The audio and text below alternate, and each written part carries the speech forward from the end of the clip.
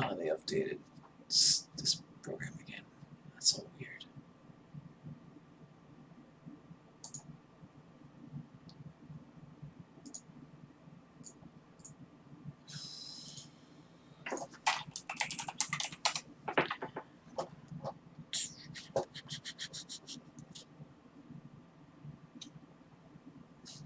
Okay. Everything looks good.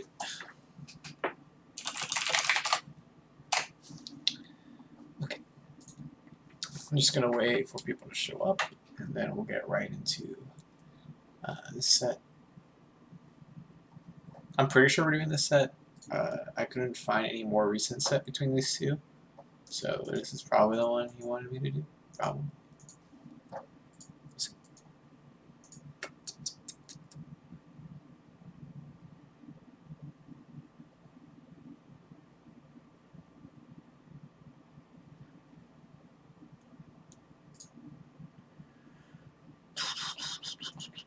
Okay, what's up?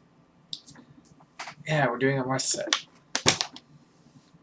What's up, Chuck? Alright, yeah. I mean, whatever, you know. Oh, you kind of know. I mean, we talk about it a lot, so you can probably follow them. But yeah, I'm pretty sure this is the set you're talking about, Warm, because I couldn't find any more recent set between y'all two, unless you just thought it was on stream and it wasn't, so this is the best thing I could find. Okay, well. Yeah, there we go. This one, cool. Okay, did we do double laser? It's a good start if we did double laser. Yeah, you could probably go for straight into the shine. Yeah, like that's like the one thing with this laser is like if you're doing full drift forward, like I'm pretty sure it's a reaction. Like you could have just gotten shine off it. You didn't need to dash back necessarily. But like that's just kind of shit. I guess you kind of develop over time. You can just kind of realize like, oh, like if you're doing that spot and you see them running to that spot, then you can sometimes get the cheesy. That's like the best thing you can possibly get out of that laser from the get go. Just instant laser shine. Okay, good start. Yeah, this platform, I honestly don't know. Like, this is why I usually try my best to not go for down air in this matchup. Or not in this matchup, but in this situation. Just because, like, I hate, like, the awkward... I think it's the L cancel timing and the awkward amount of hit stun that you get off this down air that, like, kind of makes it hard to get this up tilt. Let's see, though. Yeah, you probably could have done the down air later. Like, you had the right idea of doing instant double jump down air, but, like, you still need to time it to where the down air is, like, you're going down, like, fast falling by the time, like, the down air comes out. So I think you could have... I think you just did the down air a little bit early, and if you do that type of down air, then it's a lot more consistent to get something off of it, instead of worrying about, like, him landing and shit.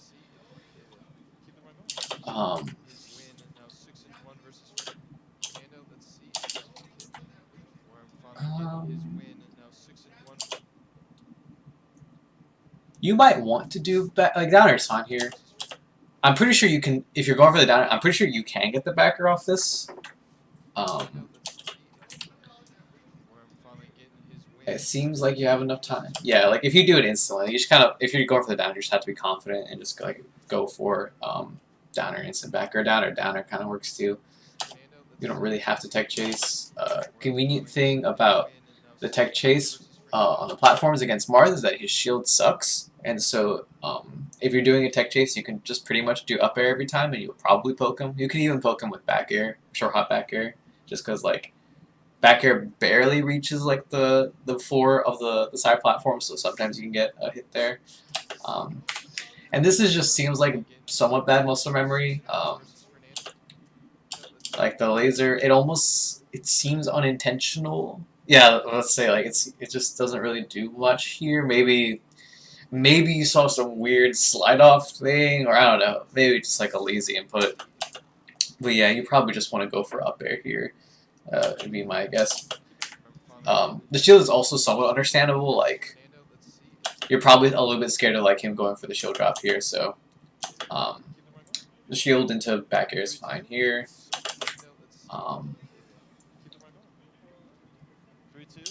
Yeah, here this is just kind of a matter of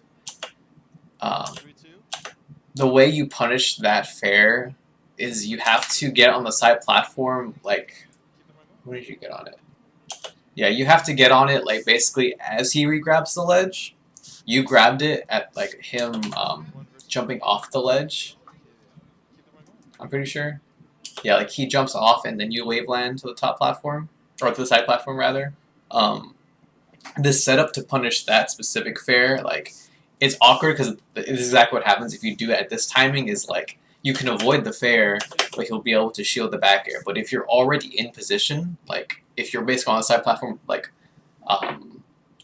way before he jumps off the ledge, then, like, you can actually whiff punish that fair. Granted, like, if you're already in that position, sometimes it would discourage them from coming off the ledge with the fair, so, like, it's honestly not the worst thing in the world to, like, do it at this timing either. Like, as long as you do it, like, spaced. Like, you did it spaced, so it's fine. You came.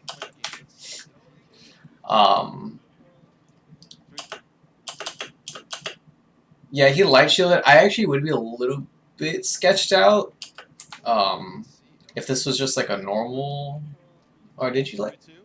No, okay, it was a normal thing. Okay, it seemed like you spaced it fine. I don't know, it seemed like the spacing was a little bit too close for my comfort, but I guess, like, you did a late back air, and it was, like, fine, basically. You had the right idea here. You hit him there. You kind of, instead of, like, going for... You have two options here. Like, you can do a really, like, good spaced back air, and then, like, you know, if you're really ready, you can forward smash him for whiffing the grab. Going for positioning is fine too, just because, like, if you do backdash here and they hold shield, like, or they just don't shield grab, like, that's perfect. Like, whatever, they're holding shield in the corner. Like, what's the big, like, that's perfectly fine for you. You know, and if they whiff the shield grab, like, sure, you maybe drop the forward smash opportunity, but, like, it's still kind of a read, and, like, in the end, like, this getting good state positioning is fine. I guess, what is there to be said about this? I mean, this is just kind of a Josiah thing. I would say a lot more people are scared in this spot, and, like, they hold shield, and they jump out, or they roll out, or they wave dash back, or they go to the ledge.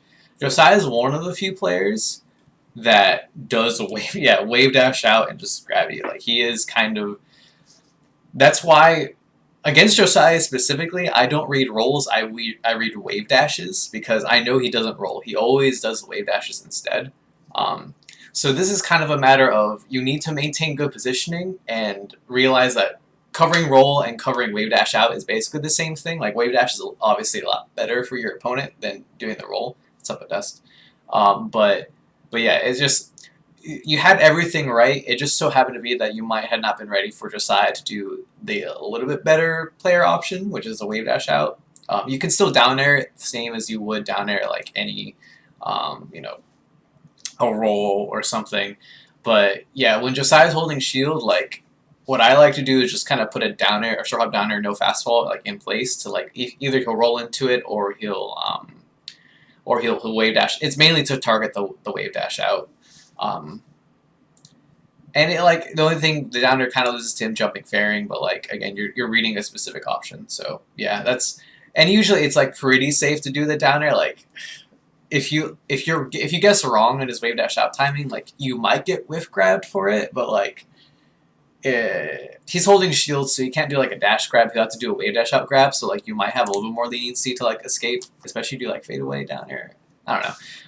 I will say, like, this really isn't too much your fault as much as it is just, like, unfamiliarity with, like, Josiah specifically being one of the few LA players who's, like, very, very stubborn about doing wave dashes instead of rolls. If you punish his wave dashes enough, that's when he starts rolling a little bit, but, like, he's mainly a wave dash guy, and that's all it was here.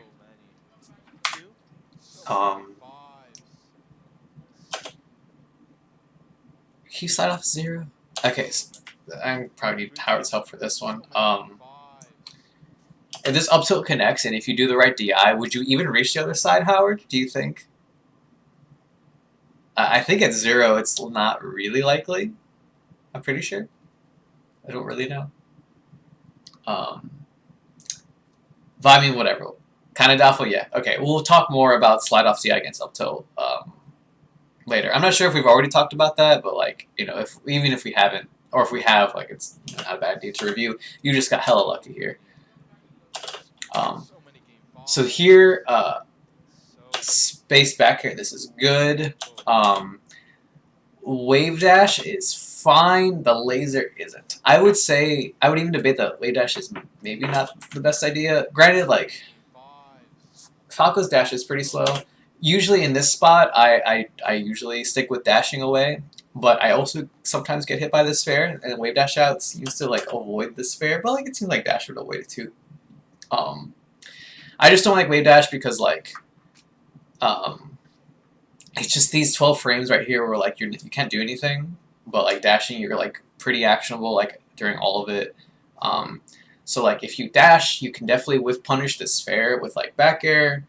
You can get like back air shine or back air up tilt, but with wave dash you like it's a little bit harder. Just cause like we'll see like how long you're airborne. So like you get 1, 2, 2.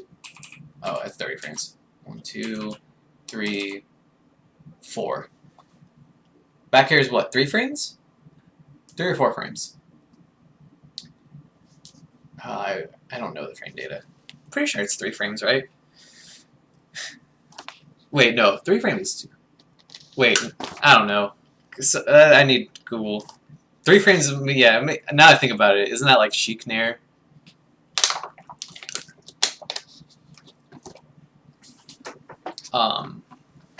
We'll get someone on the case, but regardless,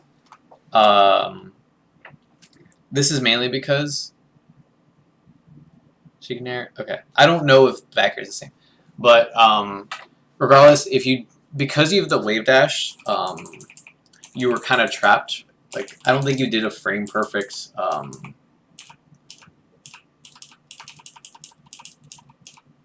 Yeah, basically, like, look how long you're in the wave. Like, you're still in the wave dash lag,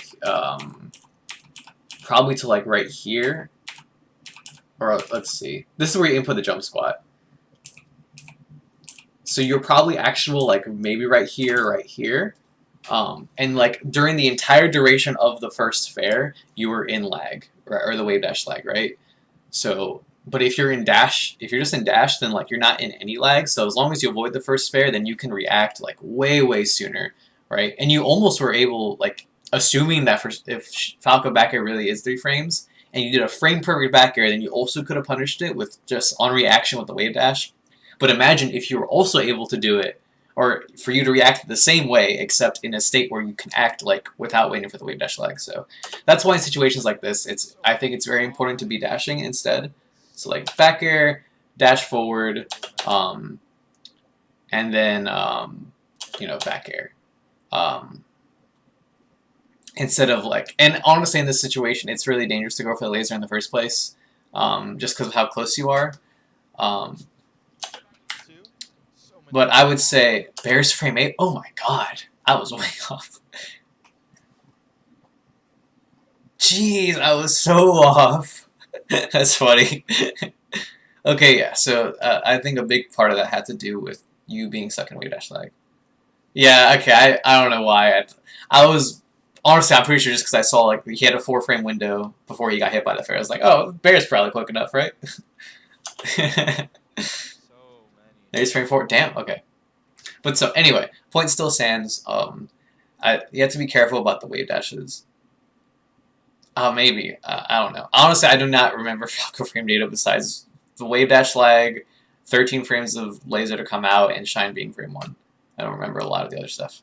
But yeah. Anyway,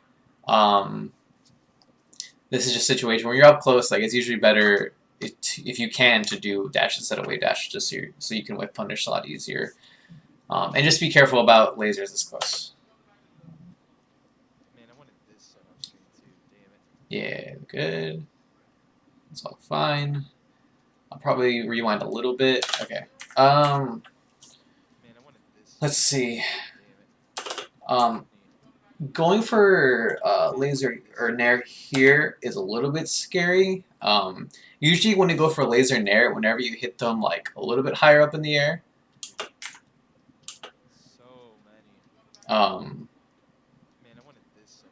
because he was really low when you went for it, and that's why I didn't like true connect.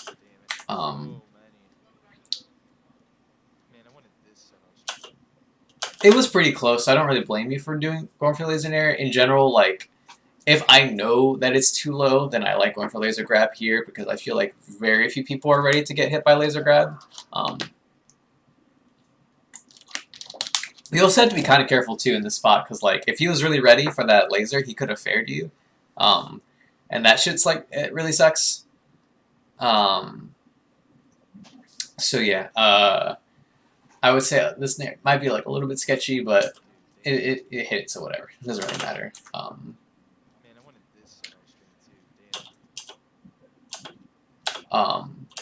For this one, this might just be me, like, okay, here in this situation, this is kind of me, I think this is my Taylor muscle memory, but here I like laser dash dance here, because, and it specifically target him jumping out of shield. Granted, we just talked about how Josiah isn't really like a jumper or a roller, he's more of like a wave dash outer. Wave dasher, I guess. So maybe this would be an opportunity to try to read it, but funnily enough, he rolled back, so like, honestly, but going for the snare is fine, right? Because even if you wave dash, like, he just jumps into it. I think so. That's what I first thought. He might go under it just because of how high it was. That's the only reason I would think you might be at risk. But yeah, I think in general, a good game plan against Josiah is like if he's in shield, just like let him wave dash into you. Just because of weird scenarios like this. Granted, I do kind of think that he would have gotten hit if like. Well, I guess his jump squat's also really low. I don't know. He might have been able to get under you. But he rolled. That's what matters. Okay, this is fine.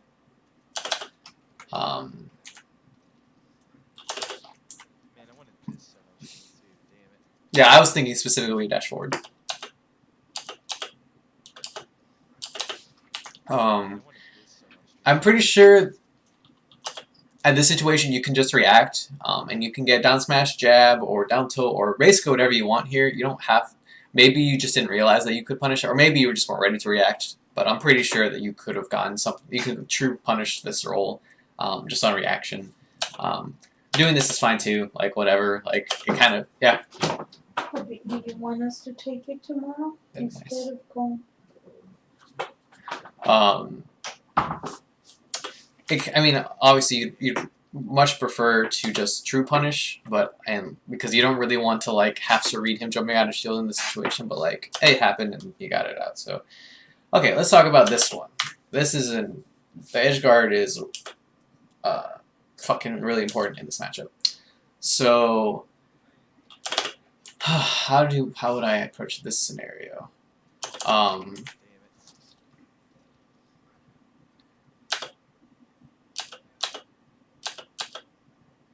This regrab was not the right one.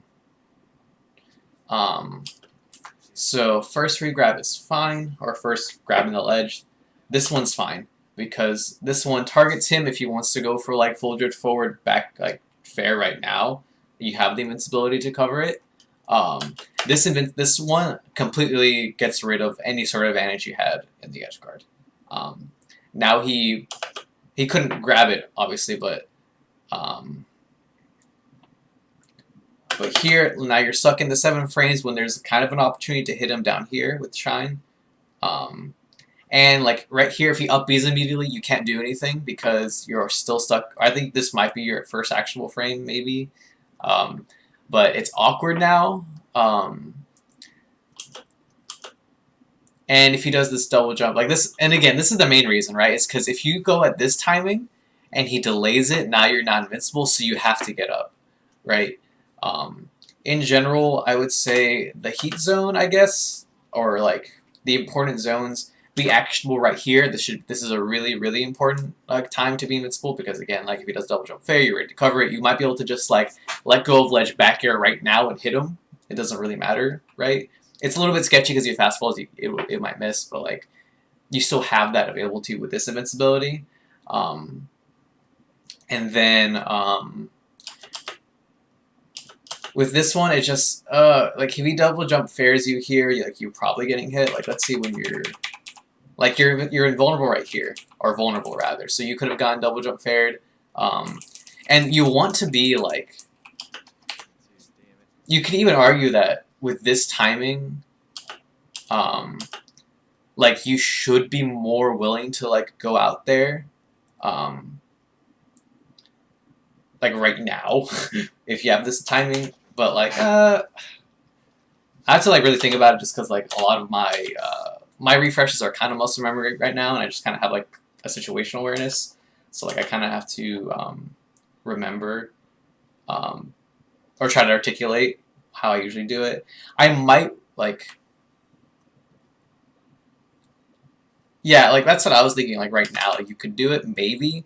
Honestly, this refresh, if it was an up B, might not be so bad. Because if you do up B, like you regrab the ledge a lot sooner. And then I think you can react with double jump back air. It's just this one right here. This is a guess basically. You can kind of hard read the double jump. Like you can hard read their double jump stall by refreshing right now. It just feels scary. Oh god, I wish I like studied the. I need to articulate my edge guard flowchart a lot better, so I could have been like more prepared to explain like how I do it. I mean, my main thing right here is just that you need to refresh for sure with up B, not with the double jump, just because up B takes or double jump takes too long.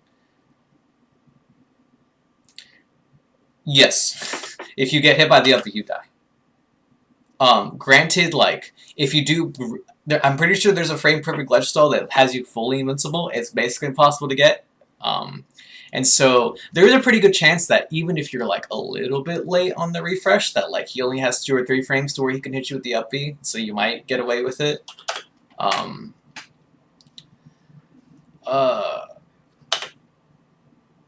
You might. This sequence might be a lot easier too if you delay this one. If you don't fast fall here and like delay the invincibility a little bit, where he's a little bit closer to you, that way you're like super invincible when he's like right here, for example. And then like you can easily just do a rising back air and like hit him for going this close to you, right?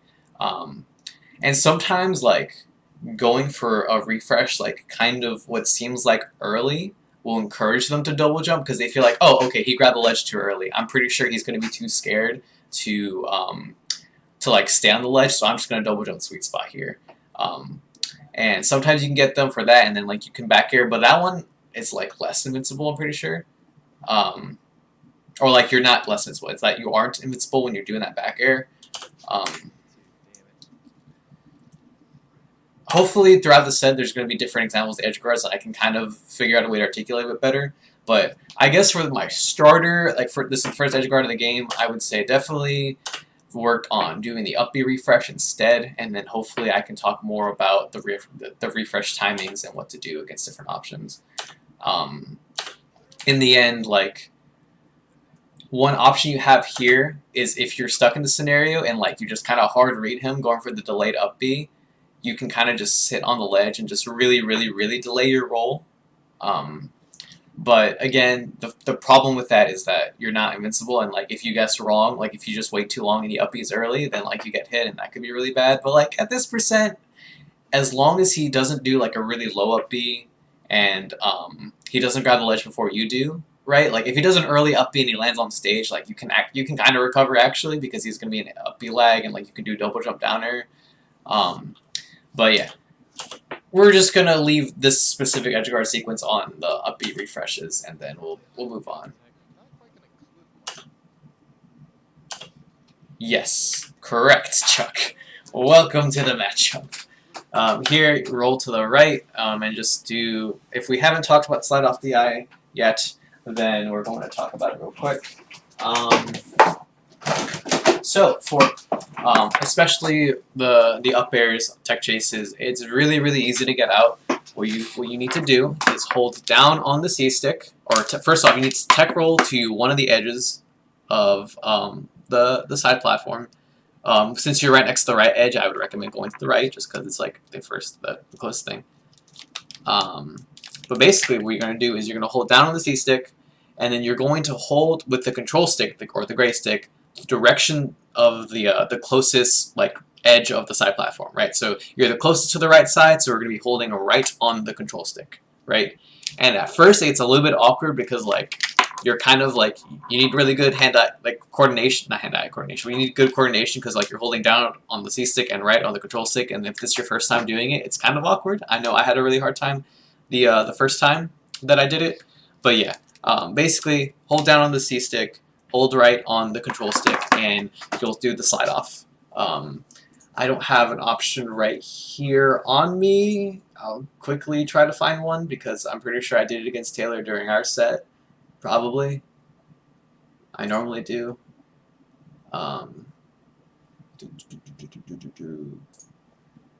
It's probably around here somewhere.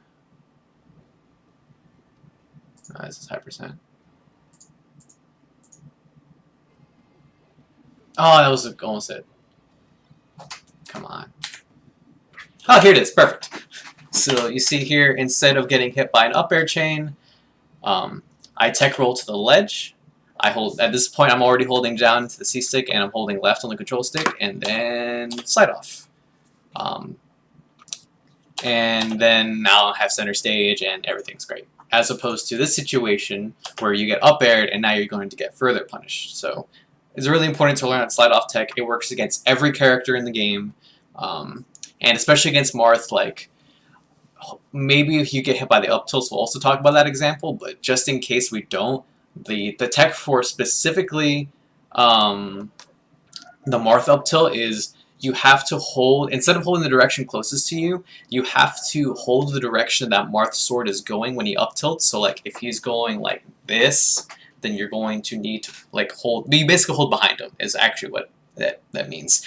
So like sometimes if the Marth is lazy, he'll end up holding, basically he will like, let's see, I'll just rewind.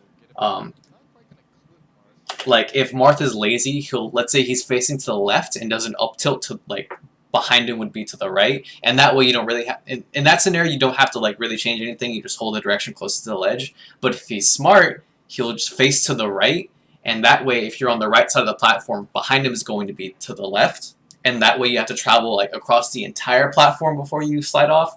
Granted, like you're gonna slide off anyway, but like you have to travel a little bit harder, and Marth kind of gets a mix-up almost. I'm pretty sure it might not be reactable, but yeah. Up tilt's a little more complicated, but in general, that's the tech. Hold down on the C stick, hold whichever direction is closest to you on the gray stick, and then slide off. Be happy. Very important. Very, very important. That downer is scaring from the top platform. Not gonna lie. I would probably recommend, if you're doing downer here, you probably should fade away. Fade away downer is pretty safe. I normally am a pretty big advocate of falling down with laser too here in this spot, and falling down with laser is pretty good, specifically if they're ready for a downer like this, and like they're kind of not hard reading it, but like they're spacing outside the range of it. Then going for the laser is safe because like, well, he thinks he can just like dash away from you and be perfectly safe from everything that you can do, but because you're Falco, you have one option that does cover him like going away. The problem with laser is that it's a really bad hitbox if he tries to challenge you with an aerial, right? So if you did a laser here, granted he just missed the fair, but if you did the laser and if he was ready to cover it with like a fair, then it would be bad. But the flip side of that is if he tries to cover a falling laser and you just read it with a downer, then he gets hit in the first place. So it's kind of like a rock, paper, scissors. Anyway, I usually do recommend, though, if you are coming down, you just fade away. It's safer. There is sometimes you should not fade away, but like I think this scenario, it's pretty example of one you just should. And I think you got kind of lucky. I'm pretty sure that nair from him was supposed to be a grab, and maybe he would have spot dodged it. Kind of hard to tell. But this is all good. Yeah. Okay. So this was all dandy. The only thing, obviously, is that you grab the ledge late. and it almost seemed like there was nothing you could do about it, but like you did have one thing that comes to mind here, and this is why I find this tech, quote unquote, really important. It's the, I don't know what it's called. Pew Pew did a video about it. I'll quickly try to look for it. University turnaround jump. I don't know what he called it. The turnaround. Okay. Hopefully he just provides an example of it. Okay, you do know about. Okay, cool. Well, yeah. That's why in this scenario, I think it's really important for the edge guards because it lets you grab the ledge really early from a position that looks like you can't. So like right here, laser nair, start, like sometimes I wave dash out, or like I just start walking after the nair, and that way I'm like already in position to be ready to do the turnaround jump thing. And that way, instead of having to roll to the ledge and then, you know, jump back and then grab the ledge, right? Like let's see what happens. Like you're gonna grab the ledge, 1, 2, 3, 4, 5, 6, 7, right? Like look how far he's gone, and now you're barely actionable, right? You can do shine turn around wave dash. That's also perfect. You know, basically I just do that other method just because I think it's easier, and like it's a little bit because I think people aren't really ready for it. Yeah, I mean, in this scenario, right, I think in this scenario, because he has his double jump, you don't really have to worry about, like, the Marth Killer very much. Like, I think Marth Killer is more for, like, if they're really far away and you're baiting them with it, or if they're, like, really, really low and it kills them, right? And especially, again, like, because we're talking about in this scenario, we're trying to get to the ledge as fast as possible, specifically to cover this back air, or this double jump fair that he's doing, right?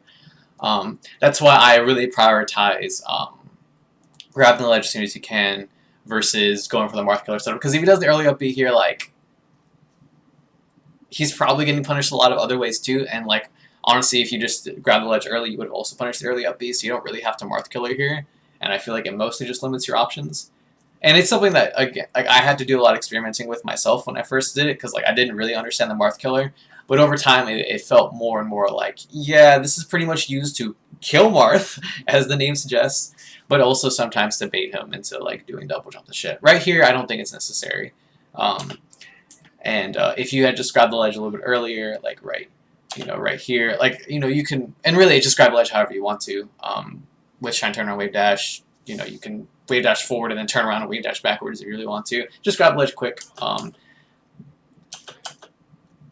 I don't really like forward smash. I mean, if he does this snare, but he does this snare because you grab the ledge, or he saw him grab the ledge so late. It is really easy for Marth to double jump under the forward smash. But yeah, basically, this is a really good scenario for you, especially if he does the side B stall and you're like super ready. And like you're already grabbing the ledge, and then he does this double jump, and you kill him for it. It feels so good. Like this double jump is exactly what you need in this matchup to just gimp Marth, basically. Like and that's a lot of my punish games kind of surrounded by, or not surrounded by, is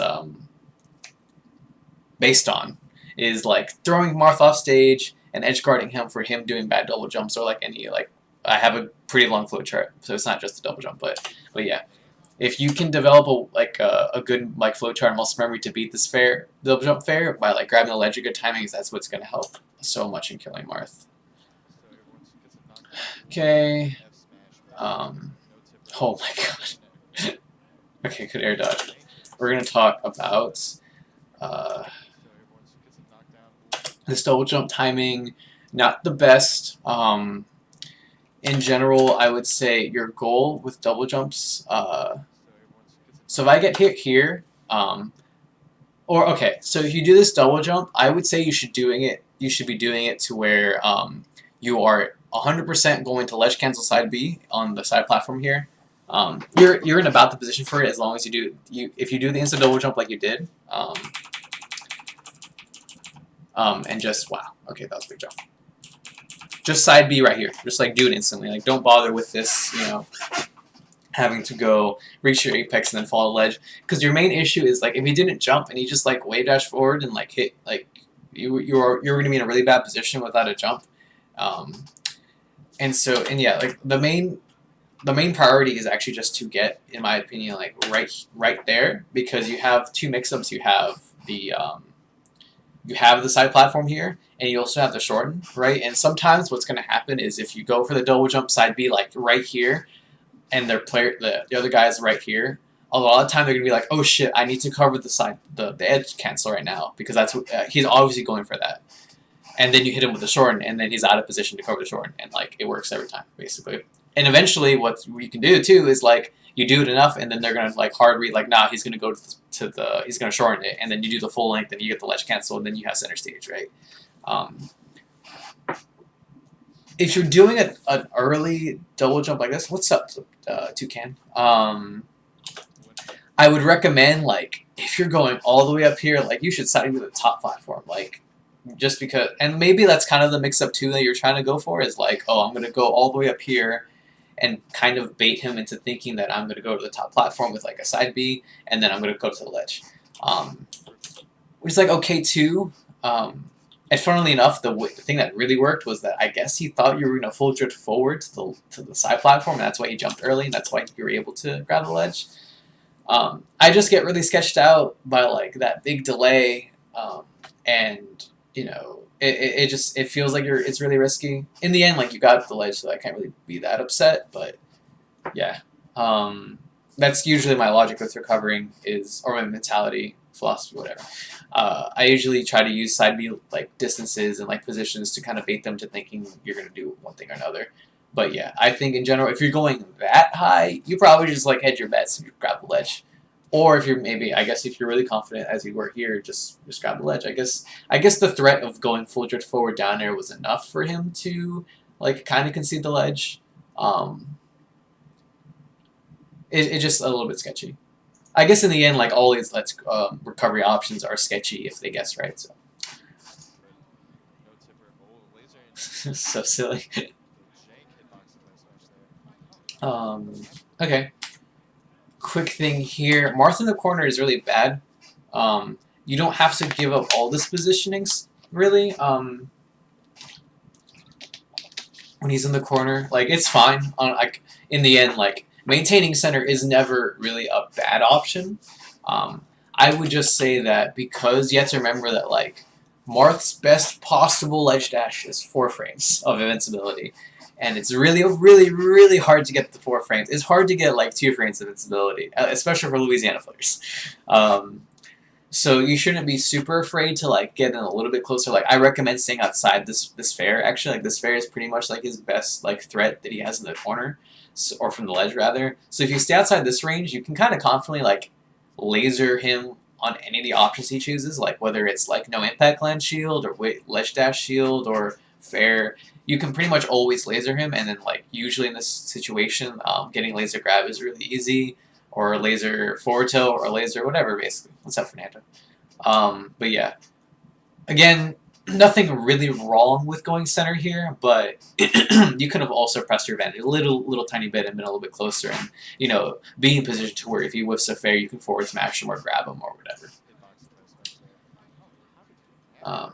But this worked out. Okay, let's talk about in between stock stuff.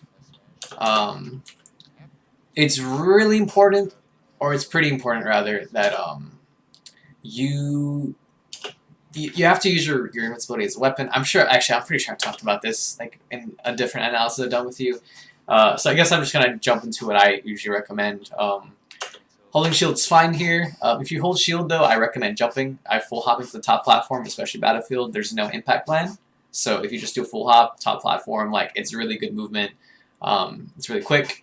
And it's kind of hard for Marth to like be super ready to like hit your shield immediately and then also be ready to cover him jumping. I mean, I do subscribe. I am subscribed. I don't comment, though. I guess I can like it, though. But yeah, what was I saying?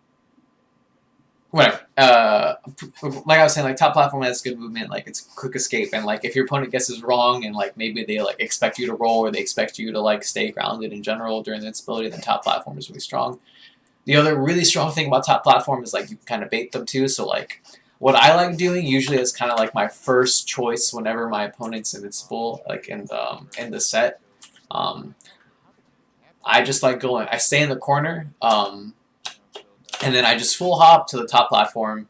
And a lot of time they don't really expect like Falco to be able to no impact land or really just to get to the top platform so quick because people usually forget that he's like a really good jumper. And so then like over time they're gonna try to hard read the full hop, and then if they read the full hop and you just dash under them, then they have to. And like Martha's actually really slow there too. So if he like full hops and tries to hit you with the back air, then he has to land really slowly onto like a side platform, and then he like maybe gets to the ground. And by the time he's on the ground, he's no longer invincible. And that's really your goal. Is again like just to get rid of his invincibility. You know, use your movement as your weapon because your opponent's invincible. You don't have anything else like to hit him with, right? So you have to use movement to waste his invincibility, and then put him in a bad. Especially you can put him in a bad spot. Usually, making your opponent jump when they're invincible is the best thing you can get because like that way they end up, especially if they're like a floatier character, like they have to like wait to hit the ground, and all their invincibility gets used up on that one commitment, and then they're in a bad position, and sometimes you can get an opening off that. So yeah, I'll probably talk a little bit more about that too as the set goes on. Yeah, it happens. It's just how my analysis goes sometimes.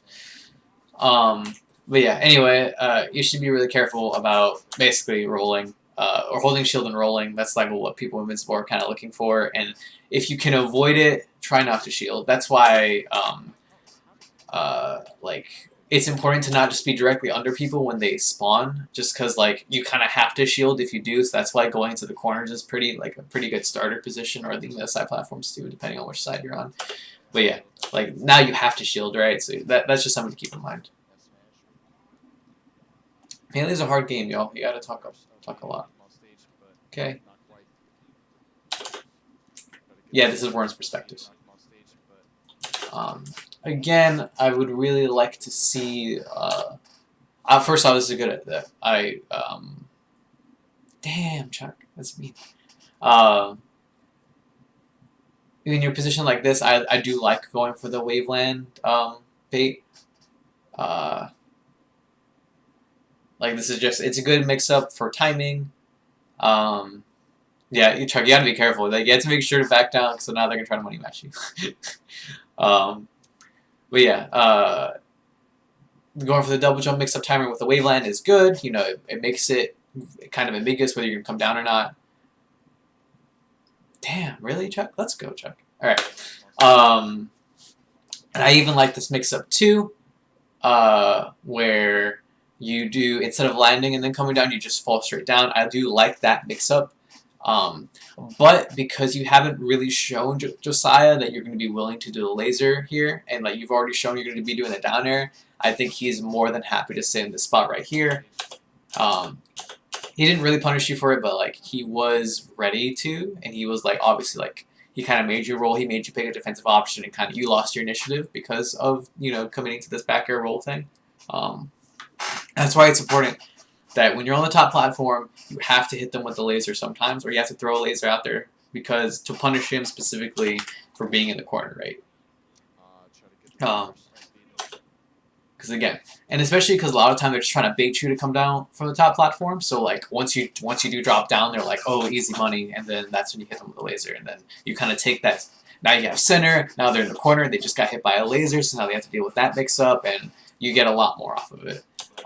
So I would, and I want to say it's kind of an awkward laser to hit sometimes, just because like you're doing it from the top platform, and like there's like a weird sometimes you don't fast fall, and like that will like make your laser end up being really high because you thought you fast fell. So I would recommend actually practicing getting low lasers when you're falling from the top platform.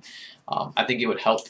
Just because, like, look where he is, and it's a perfect laser distance, right? And if, like, some people just aren't ready to get hit by this laser at all, so sometimes this is where you can get, like, the really, like, cheap laser early in there, and hit them off stage and shit.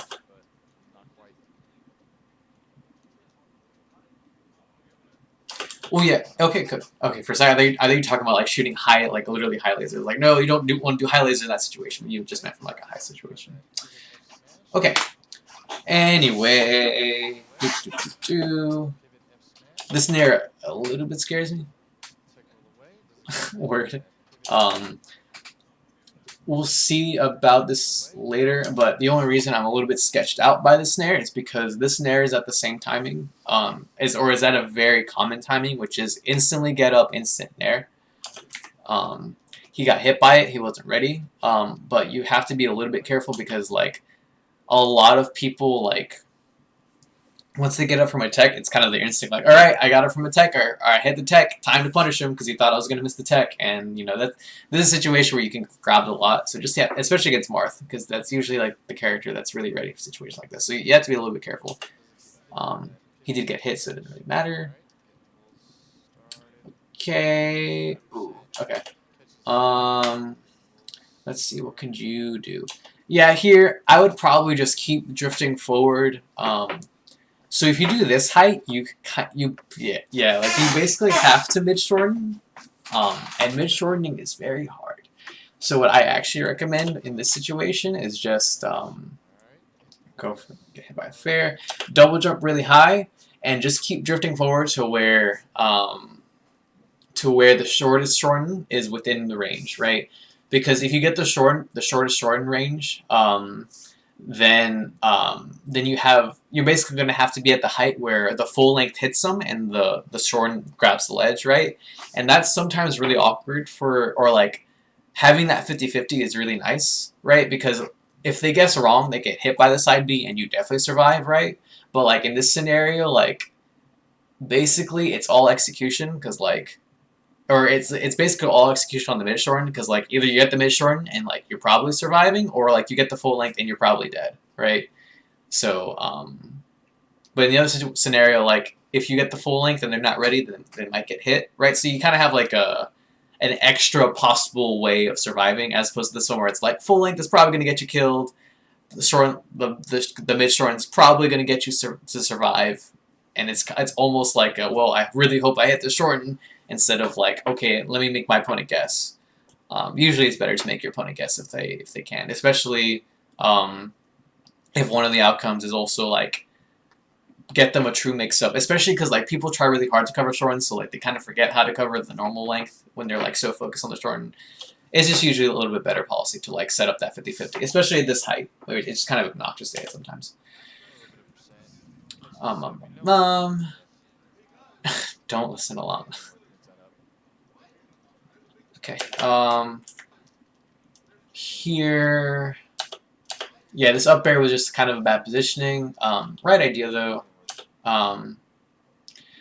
First thing, you don't really have to drifting away kind of fucked you a little bit here. Not in the biggest way, but like, if you're invincible, you want to be as close to your opponent as possible, so probably should have drifted to the left.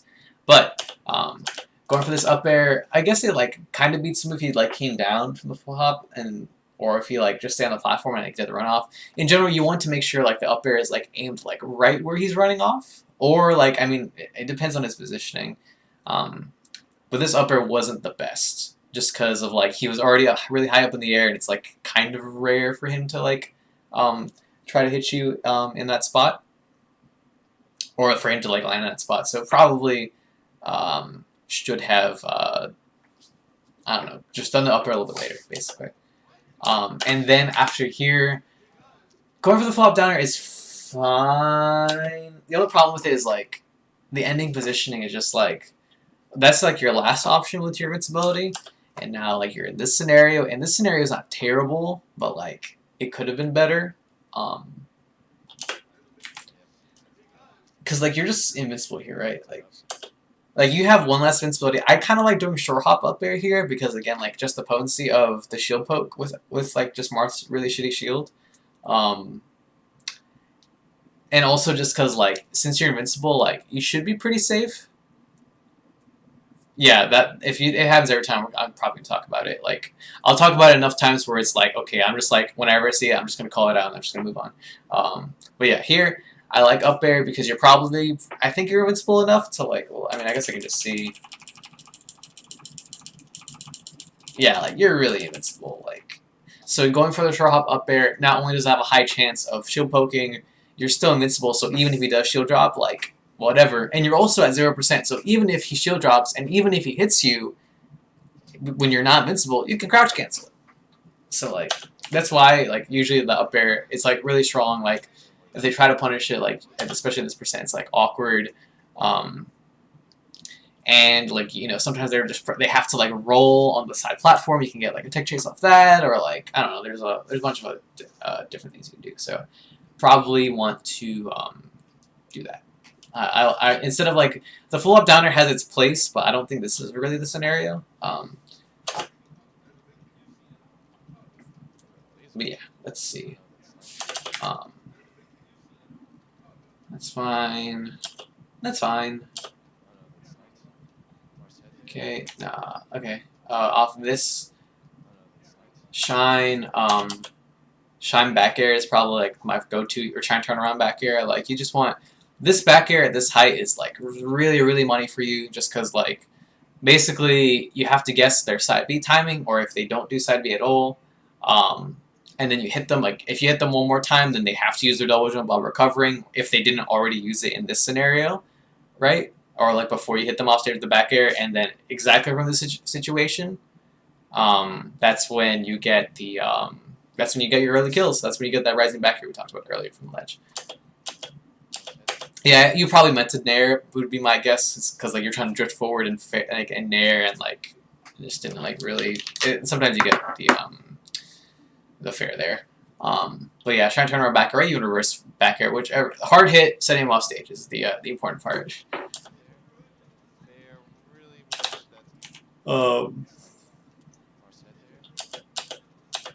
Yeah, in this scenario, you have two options. You can crouch cancel again, just because like this is like the improv, this is like the importance of melee. Just like knowing a lot of scenarios, because like a situation like this where like you just kind of get thrown like because of like a fuck up. And now you have to be like, all right, now I'm in the corner against Marth. I'm in lag. What do I do? So you have crouch cancel available to you. The problem with crouch cancel is like because of this positioning, pretty much any aerial he hits you with is going to be spaced, so like crouch cancel doesn't really do anything, except like you just tank the hit and you can maybe like escape, sort of, but like you can't really true punish him for doing it. And so actually what I kind of recommend is doing a small dash dance,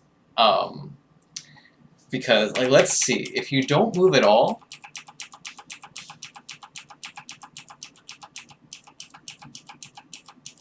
oh god, his sword's really big. No, if you don't see, okay, so you see actually. His hitbox is like, it's even a little bit extended from the animation, maybe, but like there actually is a pretty comfortable zone where like you can sit. And so because of this specific positioning, right? Like for if I'm you right here, right here, that's, or okay, actually before he dashes, right here, because of this positioning, I would say it's actually pretty safe to stand still or to dash back a little bit. Because you are going to be looking for him to, because that's what he does, right? He just instantly drops down, or he doesn't instantly drop down, he does a shy drop, but like whatever, he drops down with an aerial, right? And because of this positioning, and because I kind of know that like there's a little bit of space you have left, I'm pretty sure that I would be I would kind of lean more towards dashing a little bit to the left and try to whiff punish him for doing a shitty aerial like this. It's definitely on that like really macro, like playing really well and knowing everything perfectly type of shit, but like I think it's a good idea. Like that's kind of like the first thing I thought of, and that's kind of like a good idea too. Is like you kind of assess the situation based on the positioning right here, right? And it's like, okay, I kind of know my options. Like I kind of know what his options are. And like in the end, like you can also just be really safe. Like you can kind of assess like, okay, because all of his aerials are going to be kind of forced to be spaced, I know it's somewhat safe to hold shield here as long as I don't try to like punish him for hitting my shield, right? Because everything that he's going to do is going to be safe on shield. But like that's about as much as they're going to do. So if you hit him, if he does like a safe fair, for example, like right here and you hold shield, and as long as you like jump out, you're probably going to be okay, because like he's not really close enough to do much else. Like he might be able to do like fair, and maybe he can like fair you for you jumping, but I think it'd be a really tight window, and like I think he would be kind of, it would be a lot basically to get hit in that scenario. So that's another thing you can do here. Again, like you can crouch cancel, but like you just like you can't really get anything off it. Like you have to crouch cancel, and then like maybe you can like dash grab afterwards, but it's like hard. So yeah, my first instinct honestly is to like try to whiff punish him and just like assume he's gonna do a bad aerial. Like I kind of think about this like the fox back air, like and like a fox doing back air and then dropping through and back airing. And that's why like I would say I'm kind of ready to be like, all right, I'm just gonna like sit here and like chill out and try to whiff punish you basically. But it is Marth, it's hard to do that. And honestly, I might be bullshitting a little bit in like my ability to do that. So like maybe not. Definitely have to be careful dashing forward here. That's for sure. Shut up. It's gonna get shorter in time. Don't worry about it.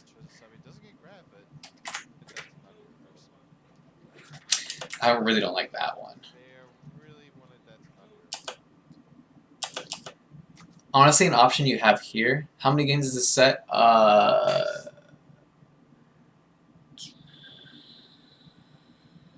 Looks like it's 4. Yeah, it's 4. But it's fine. Like usually the last 2 games are really quick or quicker. Word. Nah, honestly, it does get shorter. Don't worry about it. Don't worry about it. Yeah, here, one option you do have if you're kind of like in the situation where you like double jump early, is purposefully do a shitty waveland, quote unquote. But like basically, you want to get the invincibility frames from the air dodge. So like go through a hitbox like fair here, and then that way like you get invincibility, and then you land, and then you land like after the hitbox like goes away basically, and like you can kind of escape the scenario like that sometimes, depending on like how badly they time their aerial basically. But doing a save like this is really risky, and like you're just not really in a scenario where you have to do that. Honestly, I just recommend wiggling out and just like grabbing the ledge here. Like like if you don't know about like the wiggle out, if you notice like when you're in tumble, it feels like you can't air dodge, for example, or like it feels like you have to jump out in order to be actionable. And sometimes I think like if you're in tumble you can't grab the ledge. I think. Is that true? Can someone confirm that? You should be able to grab the ledge, right? I actually don't remember. Whatever. For some reason, I think it's important to state that like if you're in tumble here, instead of having to double jump out, what you can do is just do a quick dash dance motion, so left and right. Because when you're in tumble, you have to do 2 actions before you reach like a neutral like. Yeah, exactly. Okay, good. That's why I'm glad I remember that then. So here. So probably what happened here, is at least what I'm assuming happened, is like you got hit by this nair, you realize you're going to be in tumble, and you're like, oh shit, like I have to jump here, because if I don't jump, then I'm gonna fall past the ledge. But because the nair doesn't do that much hit stun, if you're really ready, like I said, what you can do is you press left and right on the control stick when you're out of hit stun, and that's going to knock you out of tumble. And it's basically just going to put you in a state as if you just jumped in the air, right? Like you're completely neutral.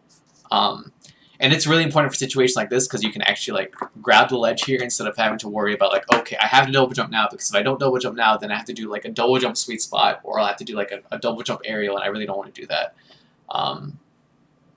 So and it's really important. Just there's like random scenarios like Falco and like Fox actually can be a little bit lazy, and instead of doing tumbles out or like a wiggle out of tumble like during combos, they can just laser land, which is like a lot better than tumbling out, because it's no impact land instead of doing a normal 4-frame land. But in situations like this where like you're trying to grab the ledge, you have to wiggle out, because if you laser here, you die, right? So that's why it's important to kind of remember that the wiggle out's an option that you have.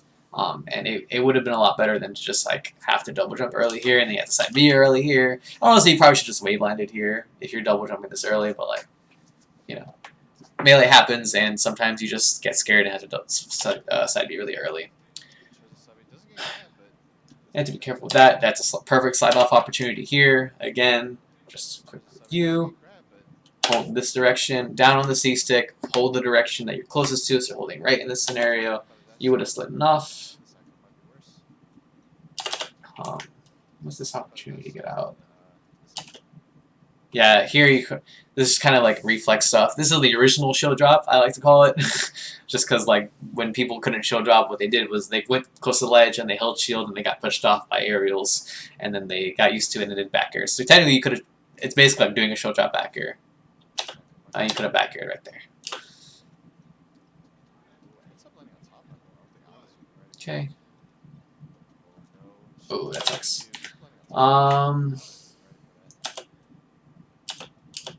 Okay, that was really good. Yeah, I probably should up aired. I'm assuming like you didn't really need to do that. That's fine. Oh, okay. Situations like this is where I think it's really important. Like, you have to realize that the only way you're going to connect a downer in this situation is doing it the exact. Okay, yeah, back here. Okay, cool. Never mind. Let's say like the only way you can get anything off the, or the only way you get the downer connect is to do a rising downer, and if you do a rising downer, then like he's just gonna get away. But if you already knew to backer, then like you got backer.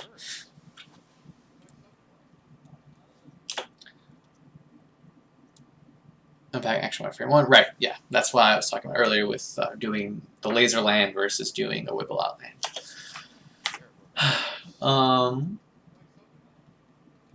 Whatever. Let's see. Yeah, here, like if you're just really ready, what you want to do is you do back air. He spot dodged. I think Josiah actually spot dodged in this spot on purpose to prevent the slide off or getting pushed off rather, which is actually pretty good. But he ended up falling off anyway, and you just kind of have to be ready and just back air. I think it's because like he spot dodged that it kind of threw off your timing too, so like you weren't really ready to like be in the scenario. That's probably why he didn't throw on aerial. That's my guess. And then he just hit you with this whole awkward both players doing the same time thing. Good, no fast fall. I really want to see laser instant shine here. It feels like it's kind of a common trend. Like you're doing laser instant shield here, and like this is I'm assuming to be up out of shield, but shine also beats up out of shield. So instead of putting yourself in this situation where like you're kind of like, you know, you're kind of beating some of your opponent's options basically, but like the thing is you're giving your opponent an opportunity to make an action here in the first place, right? And granted, it might have just been because you were not confident that this laser was gonna hit this shield, but like basically in this scenario, like I would just laser shine. Like laser shine, like instead of having to like do the shield that like prevents him from like doing the fair or like an up B and punishing that, you can just laser shine him, right? And like start pressure. Granted, you're like a little tiny bit out of position potentially, just because shine's tiny. But I'm pretty sure you would have been fine if you just went for laser shine. And like laser grab, laser shine grab, you know, you have a bunch of different options here. But yeah, I think in general I do want to see that option more because I feel like I haven't seen it at all yet. Okay, that doesn't count. It's a little bit different because like you jumped and shined. Yeah, that's pretty close to the edge guard. Yeah, shine turnaround downer or backer is fine. Either one kills basically. Okay. So I like this. This is good because usually doing this waveland, like sometimes it makes your opponent jump, and like that way they can it's more invincibility timing. I don't like that roll that much, especially because you did it last stock. You have to be really careful about common themes like that. Like basically, again, you have to use your invincibility or your movement as your tool when your opponent's invincible. So going for something like this into dashing forward actually works a lot of the time because like they can't really react perfectly to anything you're doing. They have to read your movement a lot of the time because you're just using movement. Like a lot of time in melee, like you're usually reading like options like aerials or like hitboxes in general. And sometimes you read movement, but like usually you don't react to it. So it's kind of hard sometimes if you're really good at juggling like a bunch of different movement patterns during invincibility to like, it's pretty hard to make like for your opponent to react to everything you do. So like that's why it's kind of safe to do waveland, fall to the ground, dash through them. Or sometimes it's good to just dash right through them like as your first option invincibility. You don't have to roll here basically. You could have dashed under the snare too technically. Small thing, it wouldn't have worked, but something that's kind of remember is like if you hit them with this weird down air where like he jumped into it, all you have to do is just go to top fall. Yeah, because that's a no impact land. So it's actually very good to go for that because it's no impact land. Again, like as long as you juggle it well, going for the full hop. Going for the full hop is good because if like you mix it up well enough, where like they're like, okay, fine, I'm gonna cover your full hop, and then you don't full hop and like you just dash under them, and then you like kind of get a big positioning off of that. That's a really big tool. And full hop, no impact land on the top platform is just really strong because it's no impact land and it's really fast. And sometimes it's hard to cover at all. So definitely, I mean, it's something I do all the time. So I definitely recommend it. But yeah, what I was saying here is if they jump into your down air like this, you have to kind of treat it as a situation as if you just crossed up their shield, basically. A lot of time they do hold shield in that spot, and basically what I like to do is I cross them down there, and they like get spiked to the ground, and they start holding shield, and I do no auto cancel back air immediately afterwards because a lot of time they like kind of jump in that scenario just because it's awkward or like it kind of hits them for what is a good example? I don't know. I guess like I just kind of experienced it enough to where like if you cross someone's shield up and then you do a back air above them, like they kind of just jump into it like pretty often, especially Marth players. So in a situation like this, I actually would have liked to see like cross up down air, quote unquote, even though it connected, you just kind of have to treat it like a cross up down air because he jumped into it and he like gets the hit stun cancel thing or whatever. And then instantly back air. He rolled out, so it wouldn't have worked, but like I think it's a little bit better than going for down air because like down air, when you're hitting someone out of shield, especially, usually they're jumping. That's why you hit them, and like you don't really want to hit someone airborne with the down air because the same scenario happens where they're just going to hit stun cancel, right? And even if, yeah, there's so few things where this down air hits that'll like make it hit clean. Except maybe wave dash, but like wave dashing in either direction is gonna be kind of hard to hit with down air just because Marth is like really low prof, like he low profiles whenever he like moves out of his shield basically. So yeah, the second down air is not the best. And after this down air, you do a wave dash. I don't really like, again, like the problem is it's just kind of useless movement, and it can be and it puts you in lag, and that's just. You want to be in the least amount of lag as possible, and that's why I really discourage like wave dashing in situations like this where you could just be doing like a dash back laser. Because like in the end, like you're just doing a wave dash back laser, so you can just do like a short hop laser in the same direction, you'll be fine. Or a dash back turnaround laser, you know. In general, wave dashing for no reason is bad. It does have applications though, obviously. But yeah. This is what you have to be really careful about. This is a classic. If Marth is really catching on to you doing laser dash dance a bunch, that's when he's going to start pulling out this dash attack, and it's really strong. And that's why it's important to mix up like good like laser instant aerial versus like laser dash dance and like a bunch of the other options. Basically, like sometimes you just kind of have to read your opponent's impatience. Because this is what a dash attack essentially is like. It's kind of a read, but it's kind of your opponent being like, "All right, fuck you, like attack me or like fight me." And you just kind of have to read the timing a little bit and just be like, "All right, now's the time where I'm gonna hit right about right here." I would say is like kind of the sweet spot for the for like hitting dash attack is like this or like really this range because like look how far he has. I mean, we actually talked about this on Saturday. But look where the hitbox actually ends up being, right? Versus here, look, there's this entire zone, right? All of this zone where there's no hitbox. See? It's only right here where the hitbox actually starts up, right? It's all of this zone. So this area is all safe to hit.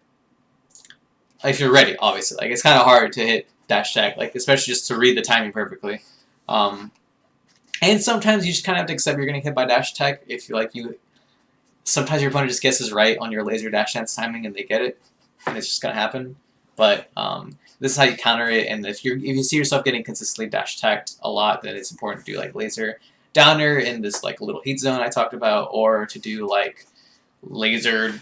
I think actually a backwards jump might actually a backflip over the hitbox. I think maybe. Let me just see the end of the animation. Fuck no, it wouldn't. Never mind. That's forbidden. Just throw it out there once you get a few. Right, exactly. It's essentially the same thing that I was talking about. Just you kind of have to just get a timing for it. A lot of time they're dash tanking at the same time, so like as long as you're ready for the scenario, and this is where it's important to not like assume your opponent is a genius and they're just going to be able to predict you predicting them when they're dash attacking or whatever, or that they're going to like next level you and be like, all right, because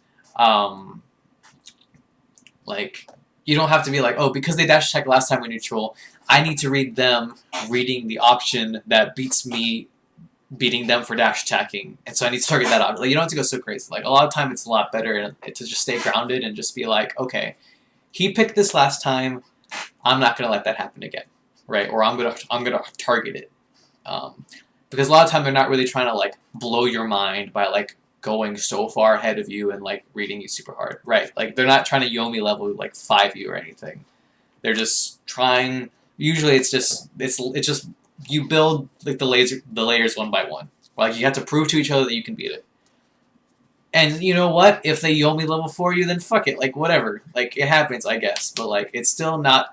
It's still more important for you to attempt to beat the last option they did than it is for you to like try to like blow their fucking mind or like to be scared that they're gonna blow your mind. Like it's not. It's not that hard. Level 4 does it. Okay, whatever level it is. Just don't get too crazy, basically, and just be satisfied with, or be content with, or contently satisfied. Try to target the things that are recurring, even if it just happens once, and don't try to like go crazy. Basically, is all I'm saying.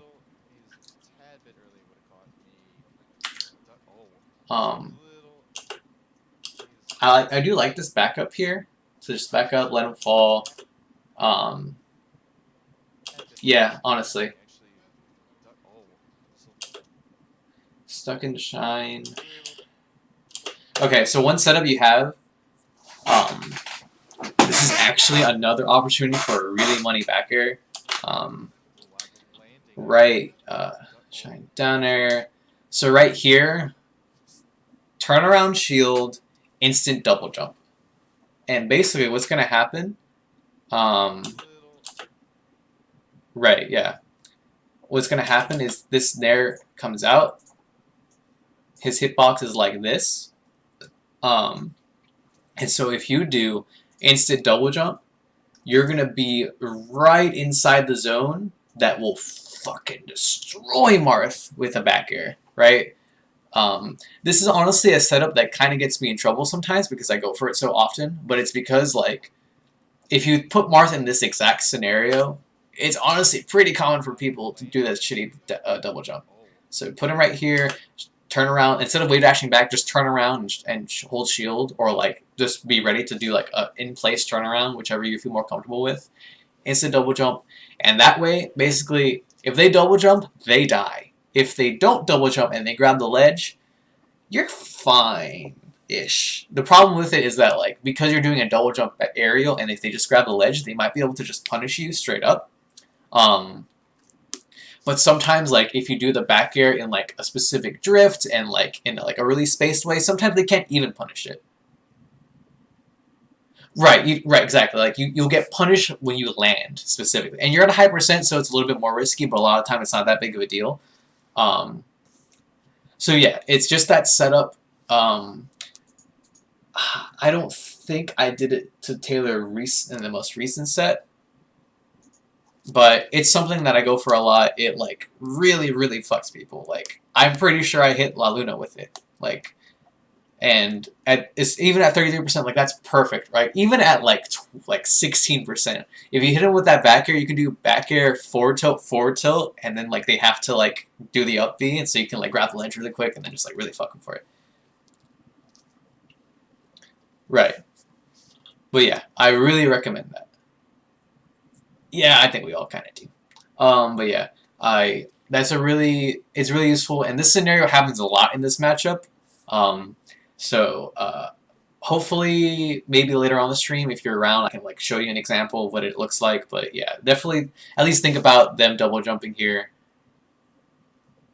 No, you back air from, you go above them, or actually I just threw an illustration. You double jump here, your instant double jump here, and then fall down on him with the back air. Basically, like the Nair hitboxes like run out by the time you hit them with the back air.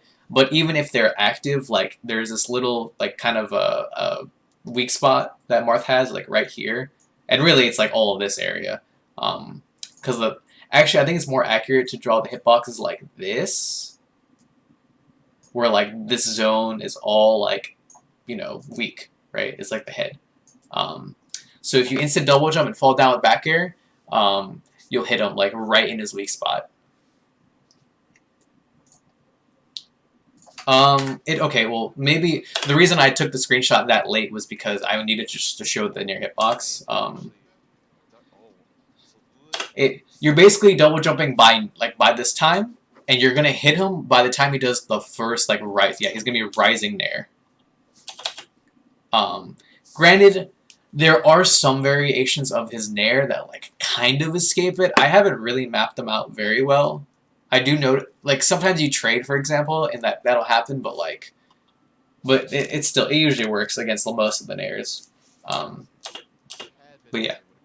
Anyway, definitely something to keep in mind. Shorten, please.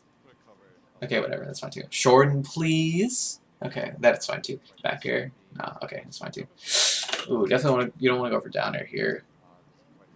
Shine, yeah. I think because you weren't ready to, like, I'm pretty sure you meant to wave shine, and that's why like you short hop and you kind of panicked. But here you could still definitely hit him with back air.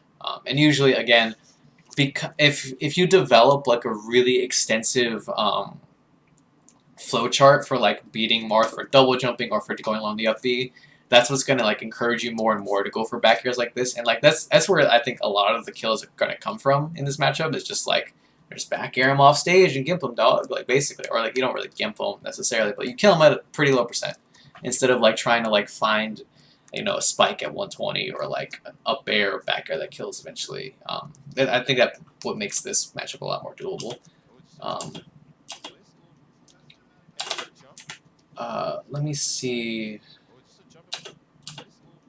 Yeah, you want a laser here.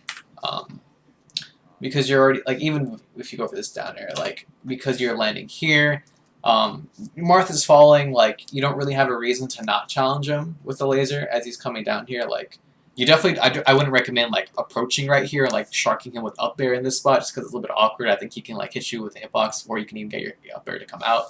But, like, when you're dropping down here,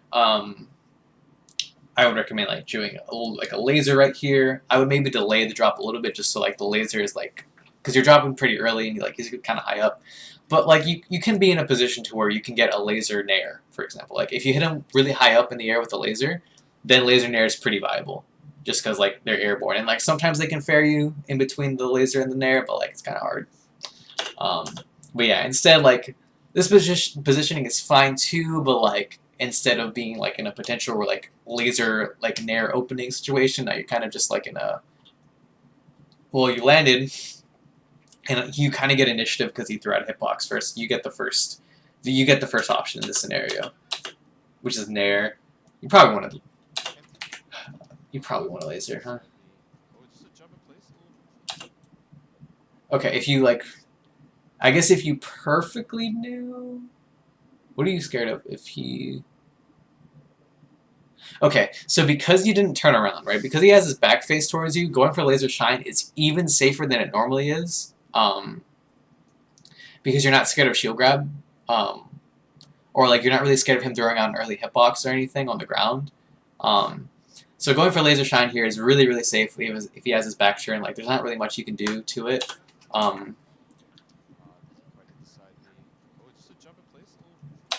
Like, yeah, like, assuming you don't, like, you just, right here, instead of going for the Nair, like, going for laser, because you'll land basically right in front of his face if you go for, laser shine here, and in the end, he did dash back, so, like, the laser probably connects, like, right here-ish, and so you actually wouldn't want a laser shine, but, like, you kind of fall into, like, a more complex scenario where, like, at this distance, hitting him with laser is kind of shitty, because like you have to basically like, you could do laser dash attack to read him doing an early hitbox, Or if he holds shield, you can do laser laser kind of, but doing laser laser this close, even if they're holding shield, is pretty risky. Okay, this situation is a lot harder than I thought it'd be. I'll try to keep it simple and just say laser shine is a lot safer because he had his back turn and like he had pretty good odds to like hit him with it.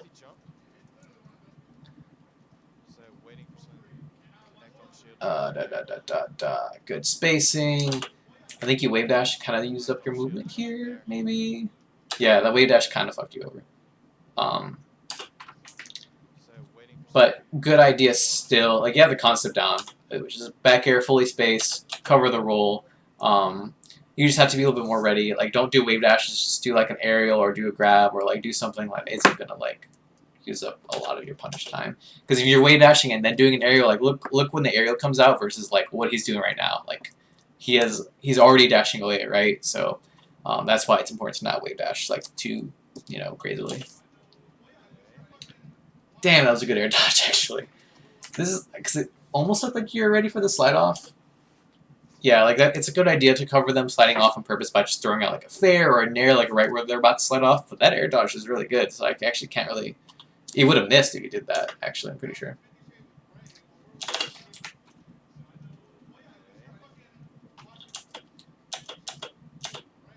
Damn, you're in lag. Yeah, fair has a lot more lag than a lot of the other aerials. Good Jordan. It's a shield job. That's fine. Okay, good grab. Okay. Okay. That's fine too. Let's talk about that laser.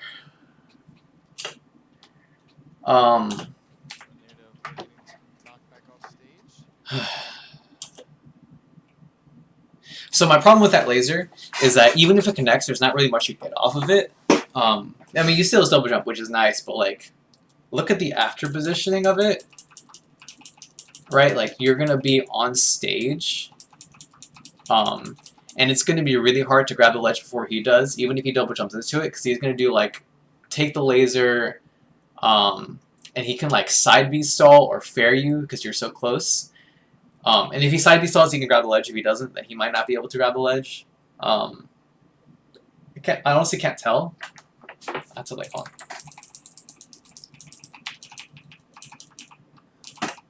He's going to be jumping there. I mean, even if it's not really about the second laser or anything.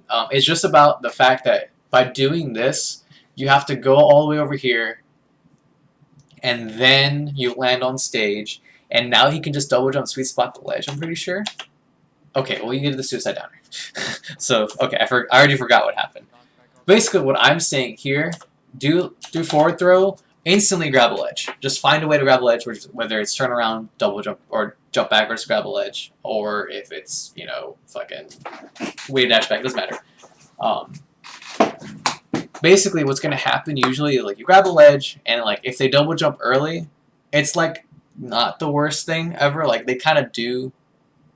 I mean, yeah, honestly, like, the suicide downer is fine. It actually is, like, perfectly fine. And I don't really fault you for doing it. I'm just saying that I'm pretty sure there is a setup that puts you in a more likely position to just kill him instead of suicide, like trade stocks. Like trading stocks, it's fine, but like it's so annoying for Marth to put you at, or for him to die at this swing stock when you're at 3 stocks and you're at this percent, because it's so annoying to kill Falco sometimes at this percent. That's why I kind of try to encourage you. Yeah, but yeah, that's why, like, here, forward throw, grab the ledge. If he does this double jump back air, like double jump fair, you kill him by doing the rising back air. Or if he decides to go really low, you can uppy refresh and then you like force him on stage, and then you can put him on the cross up downer mix up, or you can like hit him with the back air and reset the scenario over and over again. You just don't have to like give up this opportunity. And like, in the end, like, it's fine, 2 stocks to 1 stock, you still have the lead. It's just that, you kind of could like maybe set him up for a really bad scenario and then, potentially get more, I guess is all I'm really saying. But again, not really that bad. Oh no. Okay. Yeah. Yeah, this is just something that develops over time as well. You just have to realize when like the shine is just not really gonna connect. It's just like again, it's just game awareness. Like you just have to realize that like Marth players are really cheap and they're gonna like grab you for shit like this all the time. Down I didn't think about what I would actually recommend doing. Down tilt maybe. Down tilt will get shielded if they're really ready. I don't think it would get grabbed. Because I think what I have in my head is they shield it and they just grab the ledge. Nair, I like Nair down smash or Nair grab. Yeah, jab is a little bit too low percent. And the other thing, I'm only sketched about down tilt because you might get grabbed first. That's the only thing I'm really, really scared of. But yeah, because he's airborne, Nair down smash is fine. That's what I would probably recommend. Like, okay, and Nair down smash, because it's because Nair down smash, like, even if he does shield and land in time, he's gonna be pushed to the ledge, so like it's always gonna be fine. And yeah, it's just because like since jab doesn't really have enough, even if you hit him out of the air, sometimes they can kind of crouch cancel it a little bit. But yeah, I'm pretty sure because this is frame 1, right? And he's already on the ground, so like frame 3, like he was probably gonna get on the ground first. That's why like I kind of have down smash as my go-to. I have yeah, I like grab too. Also, just because like if I hit him out of the air like this, and I'm not confident that I can true combo. Like he's probably gonna shield, right? So like that's usually your next best bet. This Nair is really awkward though if you can't shine off of it. So yeah, it's unfortunate. Good tech chase. I kind of like up air here, just because like this is the problem with tech chase with down air. This percent is that like it doesn't do anything. Like it hits them, but like that's it, right? So that's why back air and up air are a little bit stronger in this spot, or Nair even, just because like down air keeps them on the top platform, but it doesn't set up a tech chase. Back air like can sometimes send them upwards, and that can kind of lead to a shark. Nair and up air kind of do the same thing. Up air specifically at this percent, tech chase with up air, and if you get the second hit, you can get up tilt. If they don't DI it well, or you can sometimes get up tilt back or up air, or like up air anything really. It just depends if you can get the second hit. Yeah, high percent it is a lot more viable. At this percent, no, it just doesn't do anything. It just like puts it in ground state. Because if you try to connect anything off this, you're gonna be too slow. I'm pretty sure because you're doing a rising down air. That's why like it just doesn't. It's usually better to do up air is the best aerial to do in this scenario. Back air and Nair are fine. Fair is awful. Just to be clear. Yeah, here you have to be careful. This is all again like this is kind of just like muscle memory stuff for me now, but like it's just bread and butter. Like top platform, I would just shy drop here, or like, God, I suddenly just feel like such a dick for just implying that like, oh, this is just muscle memory for me. This is really easy shit for me nowadays. But like, anyway, your opponent's on the top platform. Running off is gonna put you inside of his like danger zone. Right? Like, because Martha's going to want to come down with aerials, so like what you want to do is just like shy drop, go on the ground, be outside this range, and then like if he throws anything out, you punish him. You can even stay on the side platform technically and like also be outside the range of the drop down. You're just like a little bit more in danger of him doing runoff stuff, but like he's on that side of the platform, so you'll be fine. But yeah, running off here is a little bit dangerous just because of this, right? So get on the ground and then just like forcing a shark scenario is usually a lot better. You have to be careful with rolling here. This is a space fair. You don't have to roll. You can just dash backwards and you'd be safe from a grab. And instead of like having it to be all in this roll lag, and now like you're in the corner and then you get dash seconds, like that's all sucky. Okay, I had a good tech chase on you. No big deal. Good spacing. I would really recommend like feeling a little bit more confident when you hit a spaced area like this to fucking forward smash them.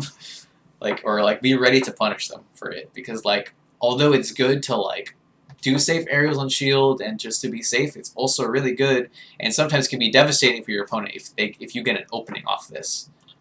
So honestly, just like work on it a little bit. Yeah, just assume that everyone shield grabs, and like that's usually like your first step to like get them to like.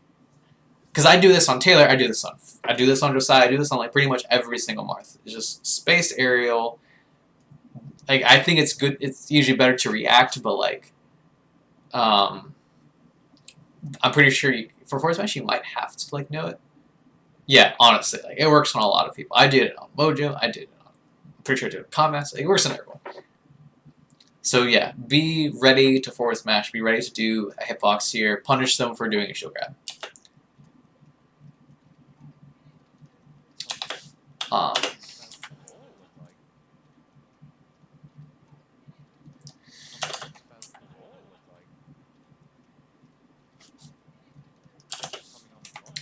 I'm trying to like really decipher the scenario. See, this is kind of an opportunity. Okay, yeah. This is one of those opportunities, since I know the past few times that he's been doing lots of dash attack, this is one of those spots where I'm like, now is the time to do laser, dash dance in place for a little bit, and then hard read the dash attack with the down air. This is like definitely, because that's been his game plan so much of this set, is to do dash attack. Now is the time to really like target it. Like, don't let him do it. And that's exactly what he does, right? He just does the dash attack. So this is definitely one of those opportunities you would have to do it. The sequencing you chose was fine too, like laser dash dance, laser early nair, like that's fine too. But it's just because we know Josiah's been looking for the dash attack so much. This is probably one of your best opportunities to like really target it. Granted, of course, you didn't know at the time, so like, but now going into the future sets, that's probably something you should be looking for.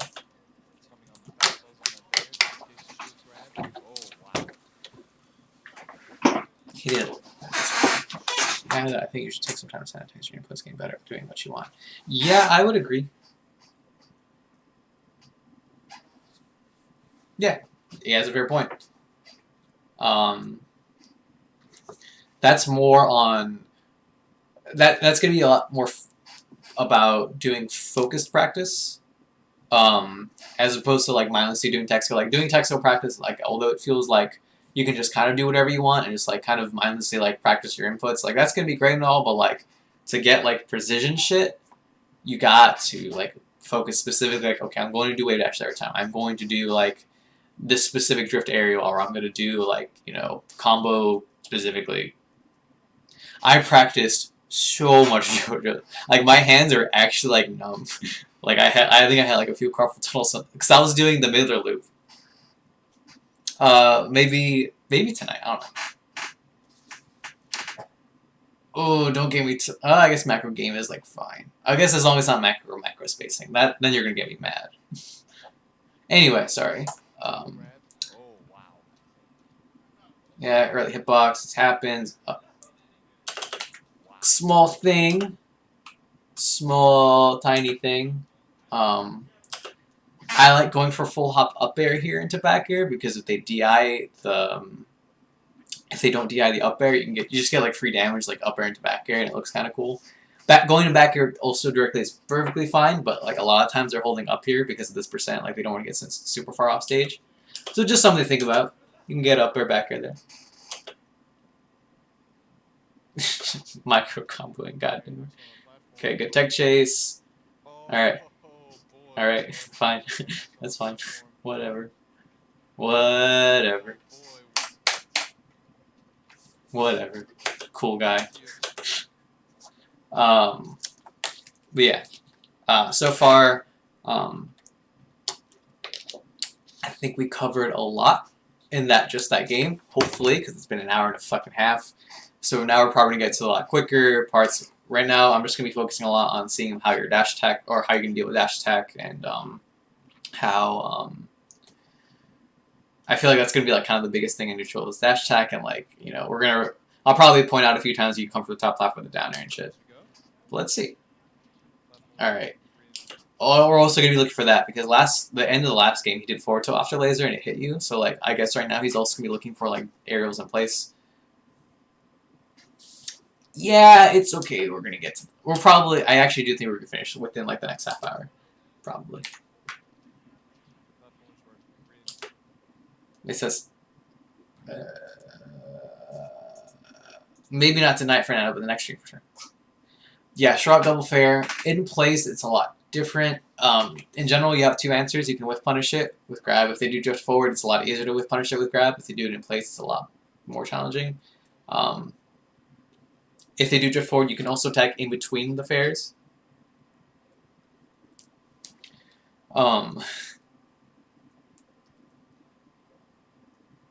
Yeah, it's honestly it's preachy. But yeah, you can attack in between the fairs. You can laser in between the fairs too, or like honestly, you can just like or I guess you kind of can just laser them at any point during the fairs as long as you're not close to them. But yeah, usually it's just targeting the landing with the double fair. Dang, that happens.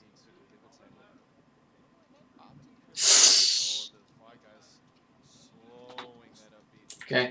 Again, so this happened earlier. Cross up aerial into down air here. It works against shield grab. It doesn't work against jump, and that's what I'm really afraid of.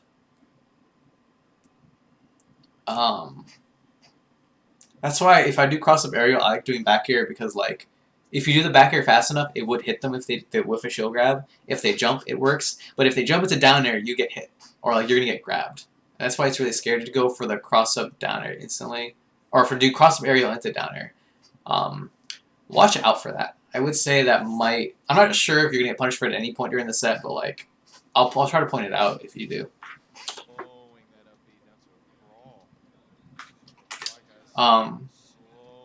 Honestly, practice cell canceling this down air into shine because and this is something I actually I'm practicing currently, is sometimes like these downers are fucking awkward, and it's just because like, especially you get like a soft down air or like you're doing like a double jump aerial or double jump down air onto like the side or top platform, and you have to be like all careful with like making sure that you like buffer the down input for the shine, and like there's a bunch of random shit. It's sometimes just hard to like cancel this down air.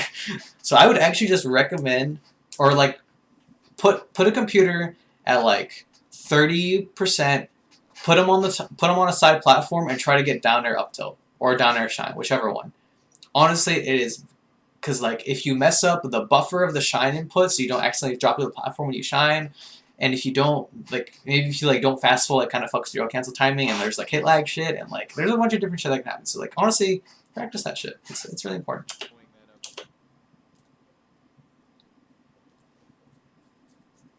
Oh. Huh. Did you know gaming? Did I know that? I might have already known that.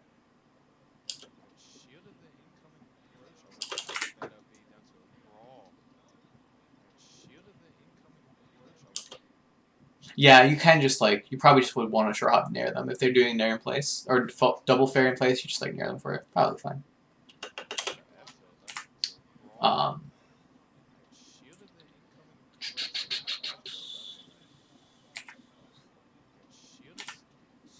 This replayed. Yeah, whatever. Worked out again, you know. I'm still looking for the laser here. What's this down here? What is this targeting? Yeah, again, this is targeting where they are, not where they're going. Dash back, you know. That's yeah, it's just a little bit of a sloppy downer. If you're gonna be late on tech chase, they're going to be dashing back usually. So like this is your opportunity to laser. Approaching laser is good. Overshoot downer is fine too. You know, just still this is what Marths just want you to do. It's just the lazy area that they'll just dash back, grab, down throw, down tilt you, you know. Or just down throw.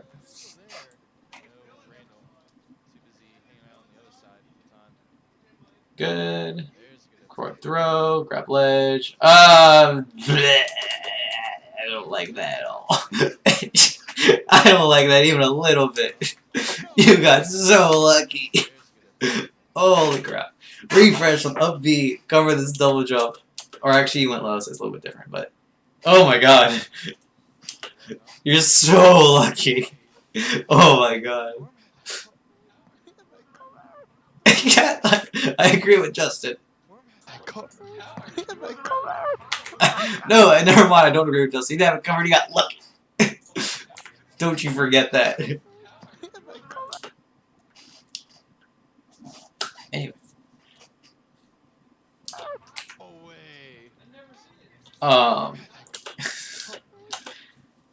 This down air you have to be careful at 0%. Rising short hop down air doesn't do anything. It might get you grabbed if you're not careful. I don't know what happens here. Okay. Why do you turn around? What the fuck? Whatever. No way. Where am I? Yeah, you know, and honestly, some like in the moment, we just have to kind of accept that people are gonna think you're smart. But anyway, full hop or this drop down air, you're basically gonna be neutral, or like both of you are gonna be active around the same time. So like it's kind of hard to get anything. And like if you're doing like a fadeaway too, like it's hard to get the shine because the shine's tiny. That's why like if you're at 0% or they're at 0%, you have to do like late aerial, like late dare shine. Like that's the only way you're gonna get anything off the down air. No way. Where am I? Okay, actually, I know why you turned around. Because you... Okay, you did it. Okay, wait. Where am I? Oh, okay, it's because you faded... Okay, never mind. I know why you turned around now. I'm surprised.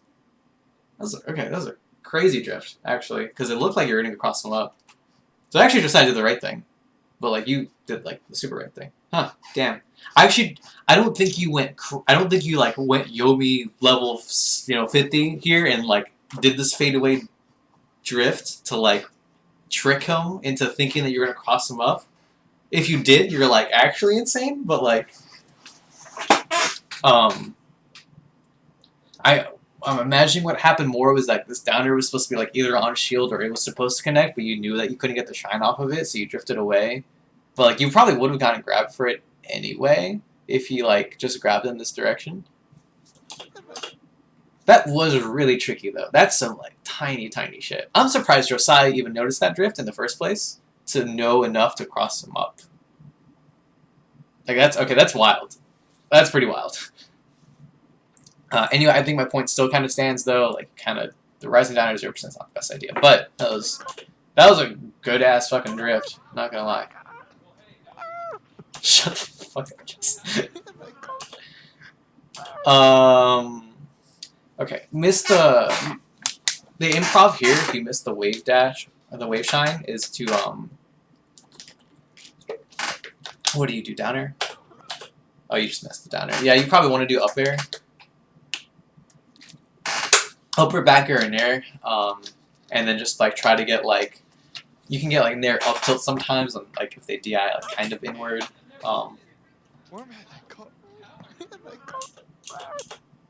The problem with daring too soon here is that you're gonna be daring while you're rising. So like honestly, I think he did the right thing, which is to try to down air and fastball at the same time. But it's because he double jumped so soon that he couldn't really do the down air you want to get. Because if he gets the down air to connect in this spot, then he's gonna lose because Marth's gonna get to the ground first. I'm pretty sure. Or he's gonna get hit stun first. So he's not gonna lose. He's probably just gonna deal with the shield instead of like a true combo. That's why here I like doing up air, or back air or nair, just because like basically you're gonna get to the ground. Even if you go like do it kind of rising, like Marth gets sent usually far away enough from you that like you're probably gonna be able to like kind of continue the combo. Even if he gets out of hit stun, he's just gonna have to like have an opportunity to ferry you.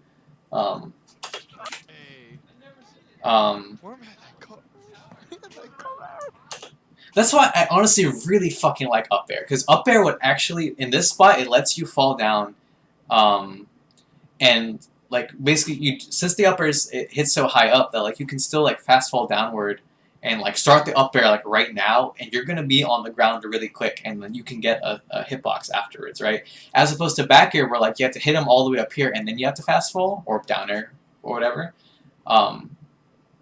That might be one of the best tools that the Falco upper like has, just for Falco, is the fact that like you get opportunities like this where like instead of like having to do like a kind of shitty aerial, or like getting a down air that like doesn't true combo or anything, or getting a back air that kind of ends the combo, quote unquote, you get an up air that can true combo to shit. It's kind of a big deal. So I would recommend looking into up air here. In the end, you probably, in like, the correct thing if you do everything perfectly is probably still to like, you don't double jump so soon, you double jump a little bit later. That way you can get like the good down air here. But yeah. Oh, you shut up. Squaw!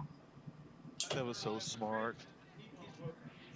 Adam, you taking notes right now? Better not be.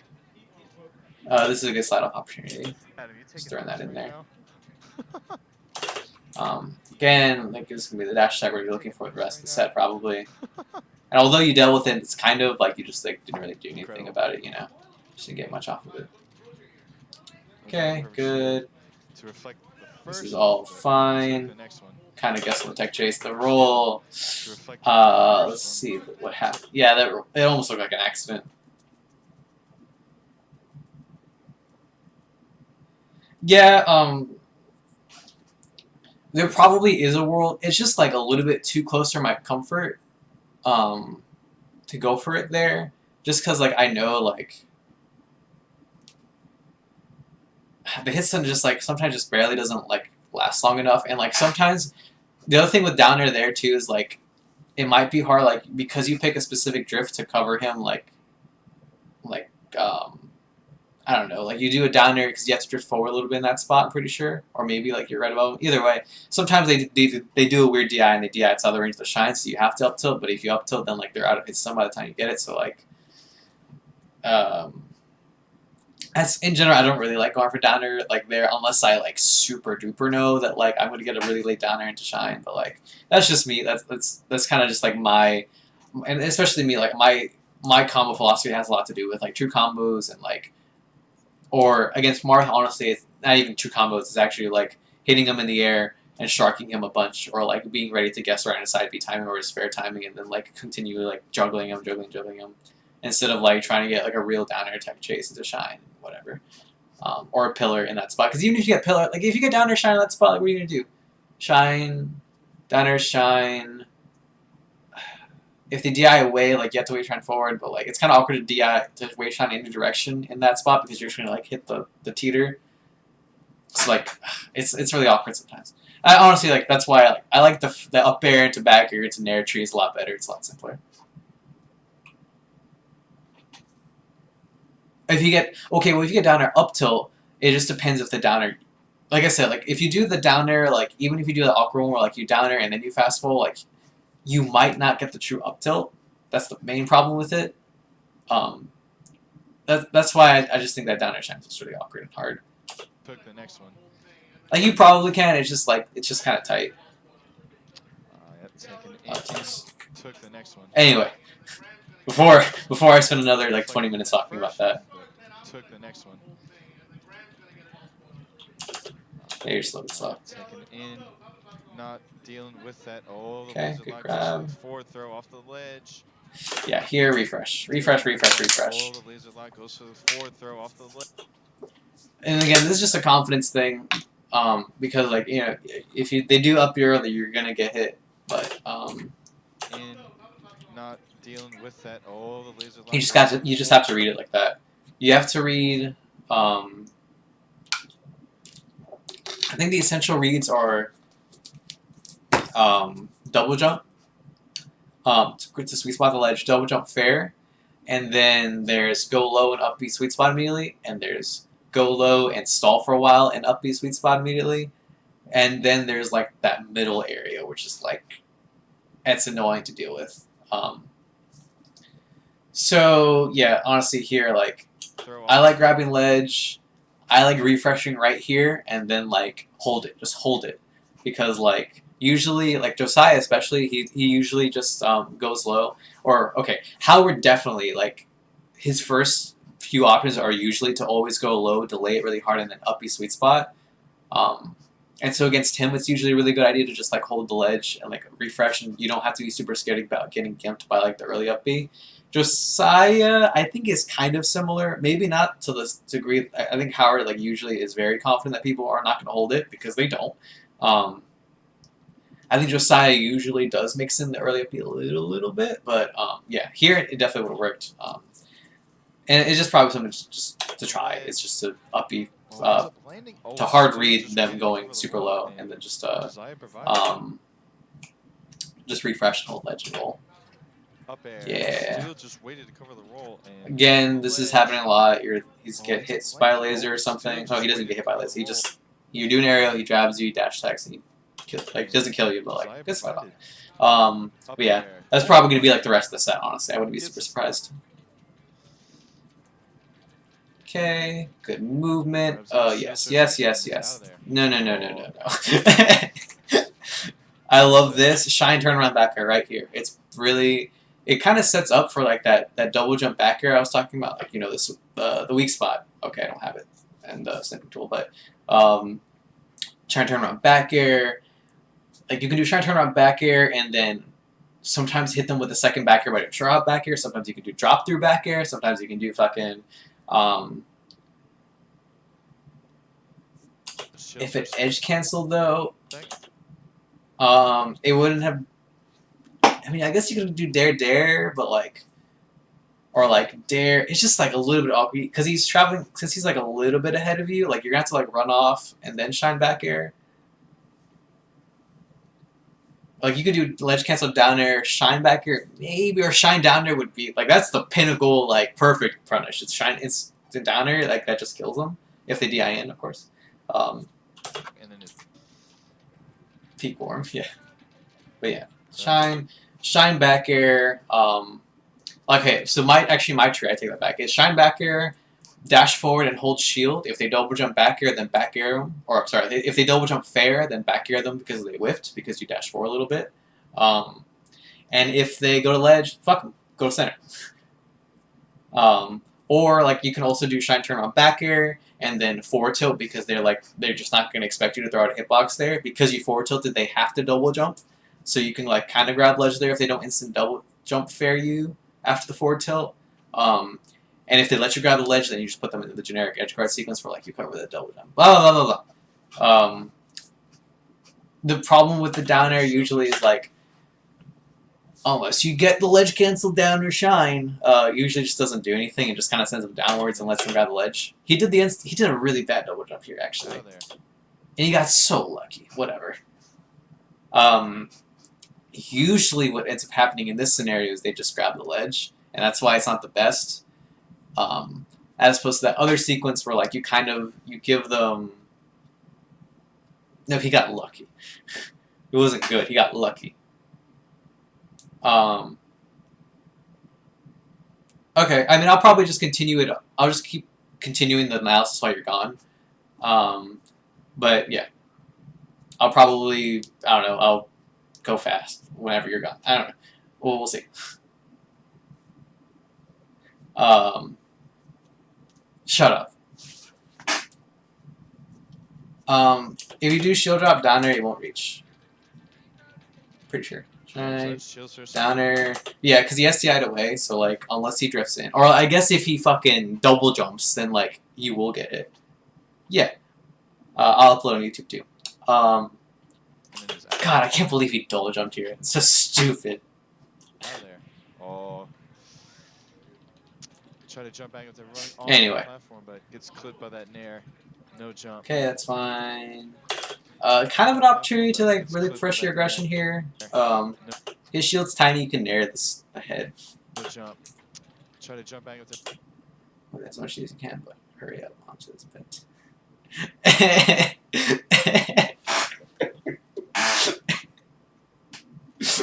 I'm not gonna say anything. Gets clipped by that nair. No jump. Honestly, backing off in the situation is fine too, because if they jump, like it's fine. I'm like locking him in the corner, like this is all good for you, right? So like again, I read that. That's scary though. Yeah, this is like the. This is Yeah, honestly, it's not really your fault, Orm.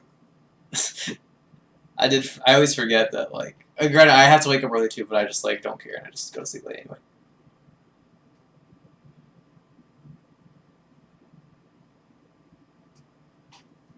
You practice piano? Oh, shit. Anyway, this fair is really annoying sometimes because, like, the idea is that, like, he's on the platform, so he avoids every laser possible. Your dad forces you to? Oh, that's kind of sad. Oh, that would be hype. Oh. His platform positioning is specifically strong against Falco because the lasers always miss. And that's why if you go for laser approaching option, he gets to drop down and fair you. Calling out the movement there. Granted, you did up air, which is 3 and running off, which is fine, but like, yeah, that's one option you have to be kind of aware of. Usually the best positioning against, I mean, this is the same as like any other position you would have against like someone on the side platform. It's usually, but like with with Marth, you have to especially respect it just because like the range is so high for the runoff there. What the fuck, Randall? Ew. Pinned him in the corner. But gets a fair into a grab. Don't get slide off. Down air is sketchy. Here you can react to side B. This is something I recommend too a lot. If your opponent's just if you have a Marth in the air, just like wait. Just wait and look for the red. Because you can totally back air this on reaction. Because Falco jumps really high really fast. So that's like honestly like a lot of free like openings are just off people like doing bad side Bs like that. On that top platform. There's those jabs. He does jab dash attack again. Could slide off. You have to be careful about instantly show dropping on that spot. Oh, jab beat the dash attack. Oh god. Oh no. Okay, you're fine. Yeah, I would have held shield till. Blech! I hate dashing back. I think in positions where you're not doing laser dash dance, he seems a lot less willing to do dash attack. So he's not going to be. I think most people aren't going to be doing dash attack in this spot. Okay, cool. Aw, wholesome Fernando. Okay, that sounds good for Worm. But yeah, in situations like this where he gets it from like a tech or from, I don't know, in a situation where it kind of just jumps to neutral immediately and like one laser connects, I'm pretty sure he's not really going to ever do dash attack in that spot. It seems like he's going to be doing dash attack and jabs a lot more when like you're doing laser or laser dash dance. Like it's really obvious. So in situations like this where your opponent just gets it from an option and they get hit by the laser, this is probably your best opportunity to hard read that dash back with an overshoot laser. Yeah, I mean that's really all there is to it. Just because like he just got it from a tech.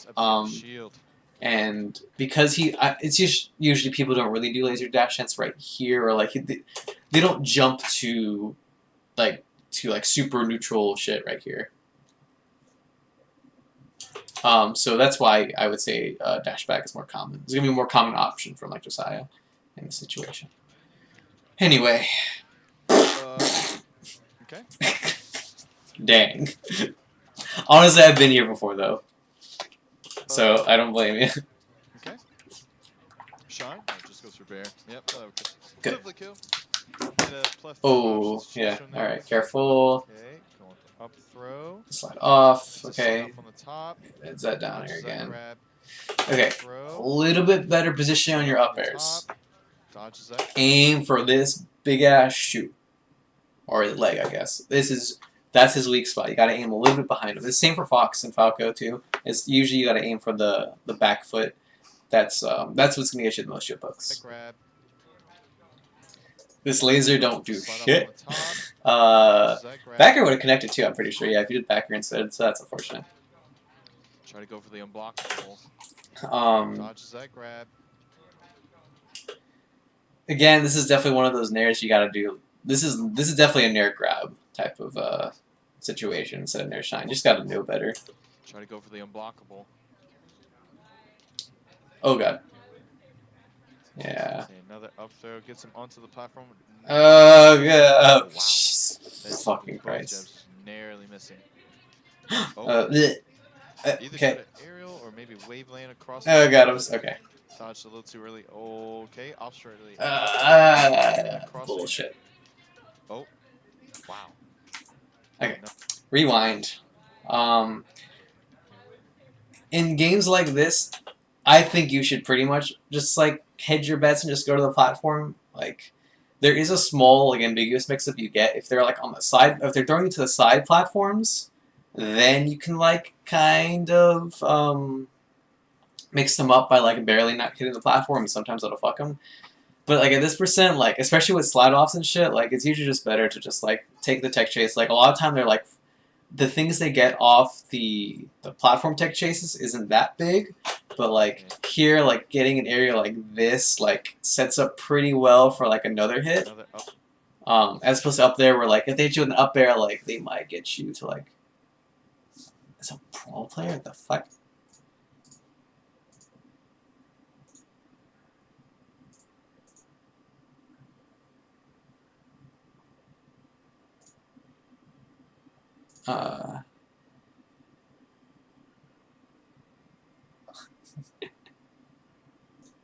Anyway.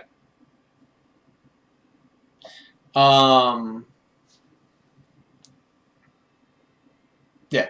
What I was saying is like if you do it for the top platform tech chase shit, like you might the worst scenario you get off that is like up air forward smash, but like that usually won't happen, especially DIY and like as long as you guess right, like you'll be fine. Basically, I think my instinct tells to just go on the platforms and like take your bet here, like because getting hit like because you use DI up, like you're probably just gonna get hit like up air into the like onto the top platform anyway. It's like a tech chase that you might be able to get out. I don't know. Up throw gets him onto the platform. Not quite close enough for that. Oh wow, that's both jabs narrowly missing. Yeah, again, this downer is like not really. All right, cool. That's See you then. narrowly missing. Yeah, if he did back air, it would have been fine. Quite close enough for that. Oh wow, that's both jabs narrowly.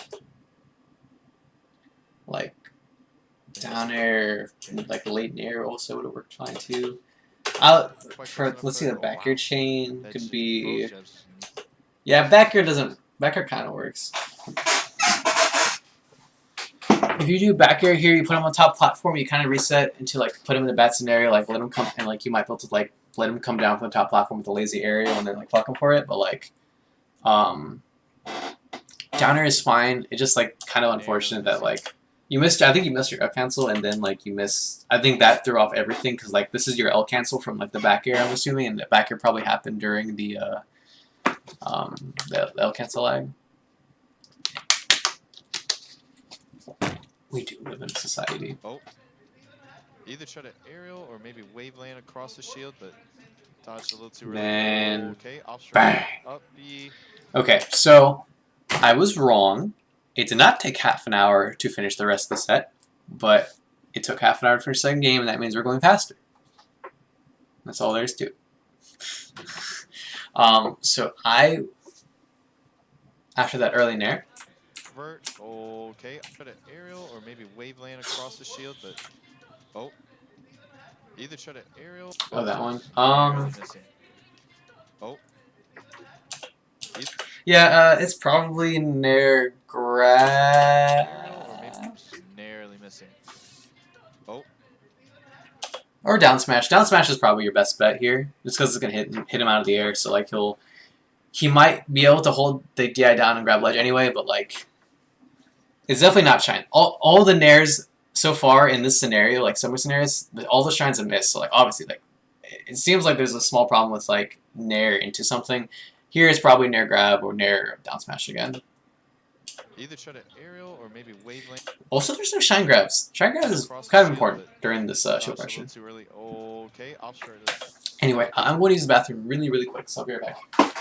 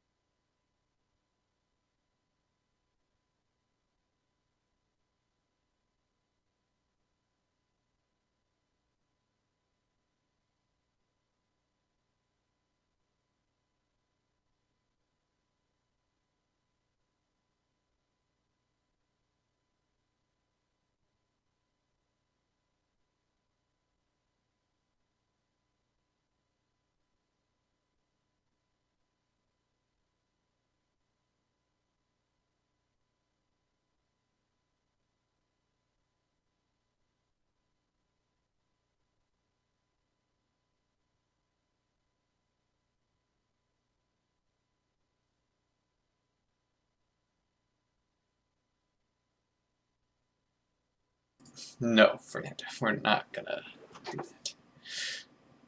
that. Okay, sorry about that. The BSIB on a fetch Randall. Okay, he got a big foul. The fuck? What are you on? You almost certainly got a big dreamland. I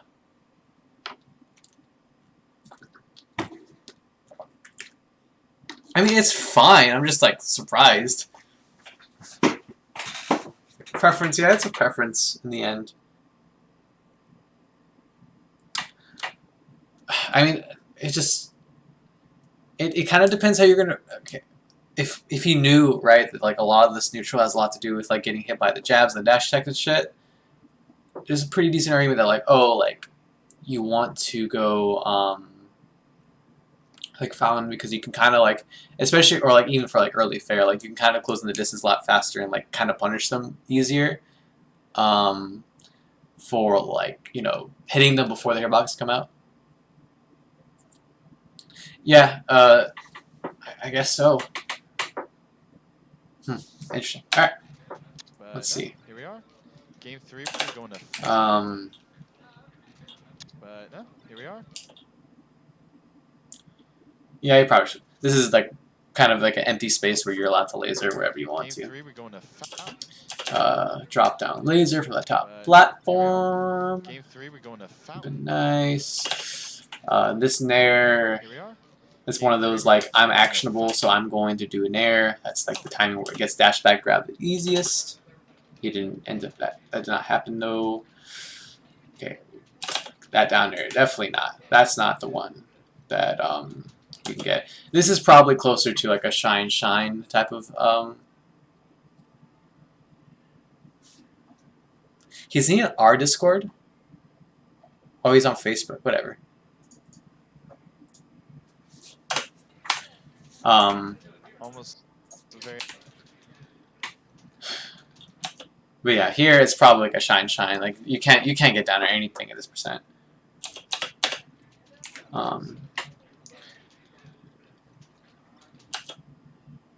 Maybe shine up there into up tilt. Maybe back here. I think you get hit too for it though. Or like if you do back here, you have to drift one way and send them the other way. It's like your only option here. Definitely not almost down very there. identical setup, but you know. Nice. Bigger blast. Oh, he likes chilling. Good. I was gonna from Josiah. No. Oh, your double jumps are so early, dog. Bigger blast zones as well. Yeah, the down air was a mistake here. You probably do up air, back air here as a true tech chase before the shield comes out. If you did back air, would have hit. And then just he happened to get hit here. Really don't like that double jump timing. The landing recovery. Oh damn! Barely got hit. Prevent an edge. Okay. Platform cancel, perhaps. Down. Sean, Back air. Find out. No. No. Sean, Again, in this edge guard, the side Bs are reactable on the ground, so usually it's better to just stay grounded and just like east side B and then back air them instead of like going too crazy because they can react if you go out here like that, and that's it's a bad look. It's a bad look. Honestly, doing this full hop and then landing is like it's almost a camera trick, and that can kind of work, but like he's just too far up, basically. Like going crazy high like this is fine, but just wait a little tiny bit because he's way too high. Like look at this. This is the highest double jump backer you can get, and look where he was, right? I actually don't even think going ham is that dumb. He just did it too early. Watch out for that. Might have a message. Find out shortly. Then just killed you. Whatever. Have the up be ready to go. Countering the laser. Oh, Nice. okay, that's good. Oh, but good coverage. Oh wait, what? Well. I looked away. He died. Oh, nice. Oh wow! Holy shit! So Countering shocking. the laser. I think there's a small amount of wasted movement here. Countering the laser. It was just awkward, whatever. Oh, nice. Didn't have the up B ready to go. Countering the laser. Yeah, whatever. You just accidentally like hit grab for some reason. It's fine. Oh, nice. Omnitech off the coverage as well. Oh, that sucks. Yeah. Coverage as well. Yeah, you maybe could have shined, but it's close. It seems like you're getting hit relatively often for holding shield instant shield drop. Be careful about that. A lot of people, like, nowadays, they kind of cover the immediate shield drop option, and sometimes they'll even cover, like, a delayed shield drop. So just, like, remember that you can also stay in shield, especially, like, in this scenario, like what's Marth gonna do if you just keep holding shield? Like, whatever. Let him hit your shield. Yeah, this is gonna happen a lot. Falco's shine's tiny, so it's kind of easy to just dash dance around it. Yeah, this is happening a bunch. Just jab into dash attack, so gotta be a little bit careful. Oh, you should just grab it. Yeah, you're out of position really hard here. Send him up. You can even hardly double jump here if you're really feeling it. At this percent, I would say it's not worth it. But here, get under him, and especially have your back face towards him, wherever position he's in. So just just dash to the right, and you'll be in the perfect position. Instead of being all the way over here, now you side B's, and you can't punish that at all, right? But let's see, maybe he kind of tricks you. I guess he just it seems like you just kind of guessed and went to the left, but you gotta not guess. I guess is what they could say. He only level 4.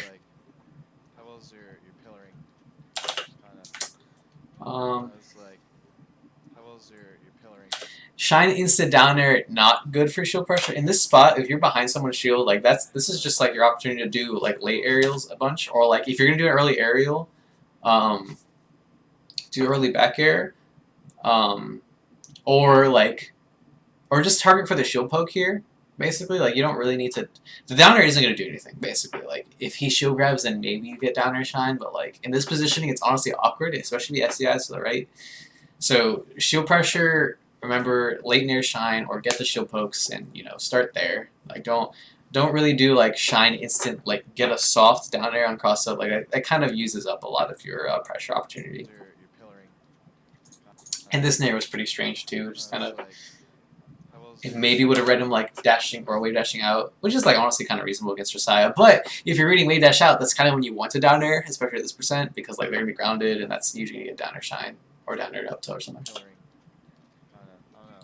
It's just a matter of picking, down air is good for reading movement, reading grounded movement, while nair is more pressure based or shield poke, and if they're in shield.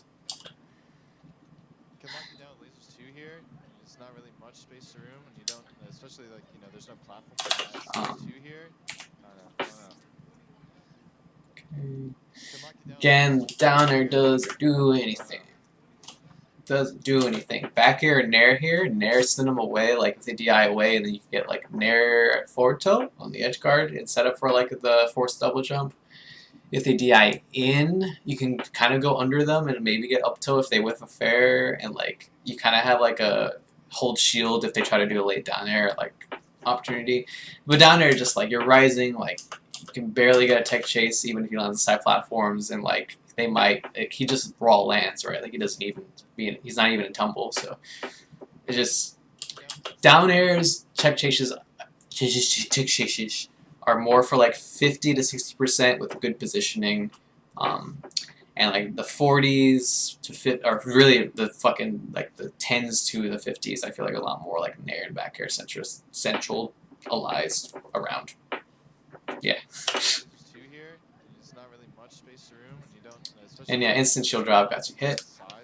And then this is just classic. I can be actionable, so I'm going to back here instantly and then get grabbed. especially like, you know, honestly, in situations like this, and so if you didn't go straight down, it's because you went straight down. You got grabbed. It's usually okay to like start holding away right now and just instantly back air whenever like you basically kind of like roll off the side platform, and that's okay, but only because you're kind of fading away while doing it. And but you still might get whiff grabbed for it or whiff punished anyway for doing it. So like it's probably not a good idea. In general, I would say stray away from like instantly falling down with aerials in a situation like this. In general. And again, like, this is the noob zone. I forgot the danger zone. I forgot what I called it last time. It's really tempting to go inside this little area in between the platforms with an aerial because you know that, you know, if you throw an aerial on top of the side platforms, then you're going to have to land on the side platforms, right? So a lot of people feel tempted to go in between these platforms instead. And it's really, really easy to stay outside. Like, look at, even if you do, like, drifts, like, you might land, like, oh, that was a really bad line. You might land something like, let me get rid of pen, like this, maybe, but, like, honestly, like, probably not. And look at all the space that like you can see outside of it. Just dash and scream. It's a really, really obvious aerial. You have to be really careful about being tempted by it. It works sometimes if you do no fast fall, because like what might happen is they're trying to cover this aerial, but they cover the fast fall version. So if you do no fast fall, they might run into the down air, but like it's really rare.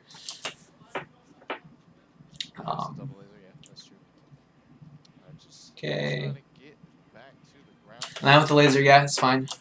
That's perfectly fine too. Like that's again, kind of abusing the fact that people are looking for it. Wait, where'd it go? There it is. Wait, what? Where'd it go? Did I just like completely skip it? I just like. I'm so confused. Where'd it go? Is it here? There's not really much space to room, and you don't, especially like, you know, there's no platform on that side the opponent's facing. Here it is. Jesus Christ! Like I don't know. It just like it went away. Especially like, you know, there's no platform on that side Yeah, laser is fine here too. Like it's the same idea of coming down with laser from the top platform. So yeah.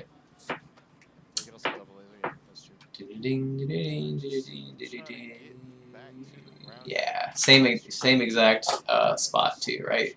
In between the platforms, gets hit by up throw. Gotta be careful.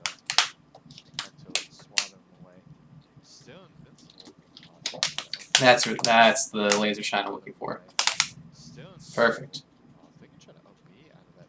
Good.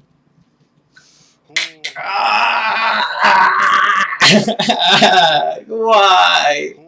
Oh my god! Oh, how did it possibly didn't land too?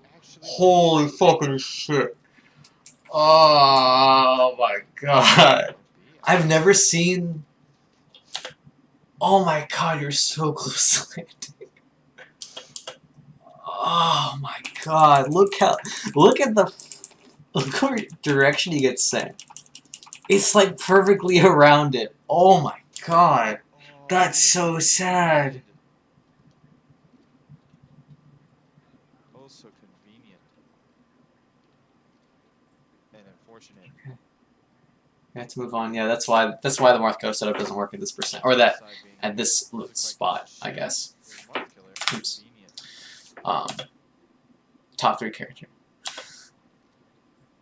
What's up, Crow and Justin? You didn't read our Discord messages, Justin. Hop on that.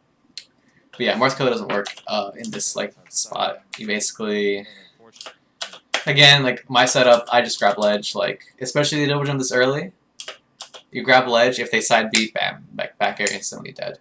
And if they don't, like they side B and then double jump, and like you get like it's a pretty easy edge guard tree in this situation. That's why forward throw is so strong. And that's why just Marth sucks in the corner, because like he usually has to hold shield, and like you can just get like a free laser grab forward throw off stage and like into an edge guard setup like so often. But yeah, this is why if you do the Marth Killer setup and you try to grab ledge like late like this, like you just get hit by the side B because the side B is intended to hit the shield to force you on the ledge in the first place. Yeah. Okay, that's how side being there. Doesn't quite catch the shield. Marth Killer, but Okay. does knock him out of his jump. I was so okay. I freaked out because for a second I was like, Does knock him out. I thought you were about to get hit there for that back air. Out of his jump. Too close. Yeah. Again, like Does knock him out of his jump. you can be like really close to the ledge against Marth, and you're gonna be fine from like a lot of the choices he has. But you would just wave dash like I'm into the aerial. Lost a lot. Ronaldo cross to cover the tech away. Okay. Alright, that's fine. Almost poked onto the shield. Oh, he has no jump. Oh, yeah. The invincibility of the ledge Good shot. dodging that side B. Oh, that forward smash sucked. Marth is stuck at the corner because he has to hold shield. Marth sucks at the corner because he has no ledge option, and those moves are fast and not gonna or stay out long. Well, I meant because Marth's ledge options suck, usually he has to shield, is kind of what I meant to say.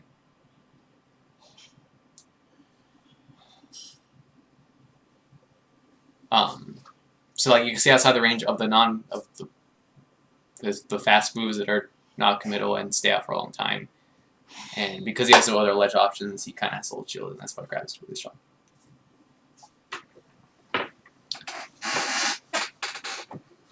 Yeah, it's true. He doesn't always have to shield, I guess. I mean, it's just true, but yeah, I guess so. F smash just phasing through Marth is still invincible on the respawn. Yeah. Oh.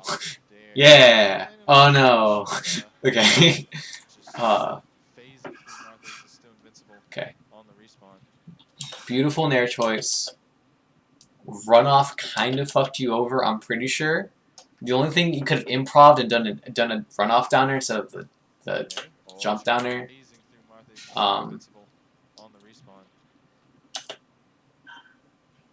Like probably the best option would be to you can even do runoff up tilt, I'm pretty sure, but it just sucks that the platform fucked you over like that. Back air again, just grab the ledge early. Like that down air is barely hitting. Like he only maybe hits like a instant double jump like right there, which is like, and he even did like instant double jump and it was too low, right? So, and yeah, and I'm pretty sure the spot dodge was a shiner shield. Yeah, but again, like against Marth during the edge guard sequence, just grab the ledge as fast as you can in this spot. If he's really close, if he's far away, then it's a timing. But like right here, grab ledge instantly. If he goes low, back air him. If he double jumps really high, you can like even ledge dash up to invincibly against his like double jump fair, or like he has to air dodge and like you get sequences off that. And then eventually, you get situations like this where you get back air, and then you make him so scared of you grabbing the ledge that you can just jump up and double jump back air him right here, like just or full hop back air in front of his face. Like if you did back air here instead, like a full hop back air from where you were standing, you would hit him, as opposed to this down air which like barely hits anything. I'm pretty sure you missed the waveland. Yeah, that was just unfortunate. And then yeah, he read spot dodge. Small spot dodge habit that's been happening lately. Don't forget to roll. Don't forget to like sometimes not do anything and just like be confident that he's gonna like read the spot dodge. Sometimes you can get a free laser out. That's just kind of part of the defense of this game, is just recognizing that your opponent's like looking for those rolls and shit.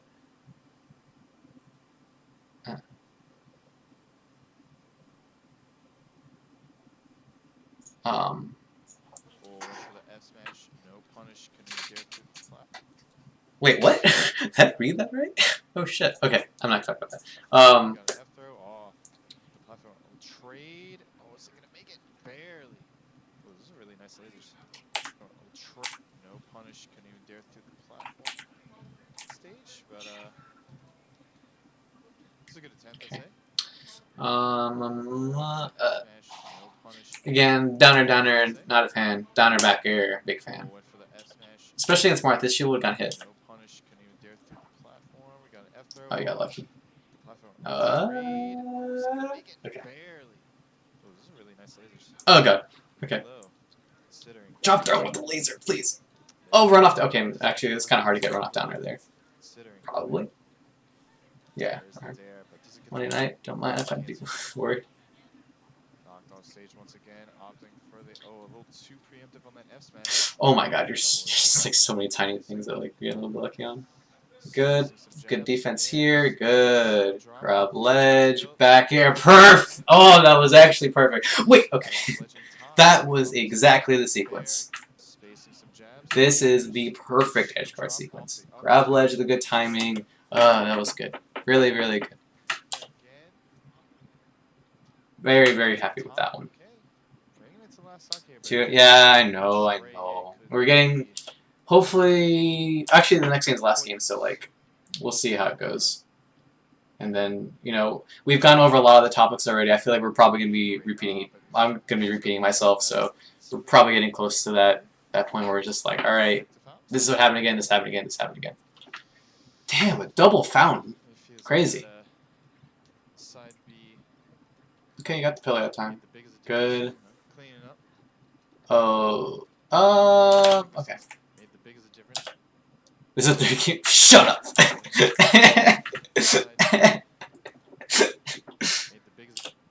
We were a little bit not ready for the slide off here. You could have improv, like once I'm here, like I'm already ready for that push off, so I just kind of like plan a back air like right here, but kind of did weird down air instead, but it's fine. Also not the best move here off this down air. Yeah, you probably dash attack here, I guess would be my guess. Down tilt's like fine, you just mistimed it. Oh wow.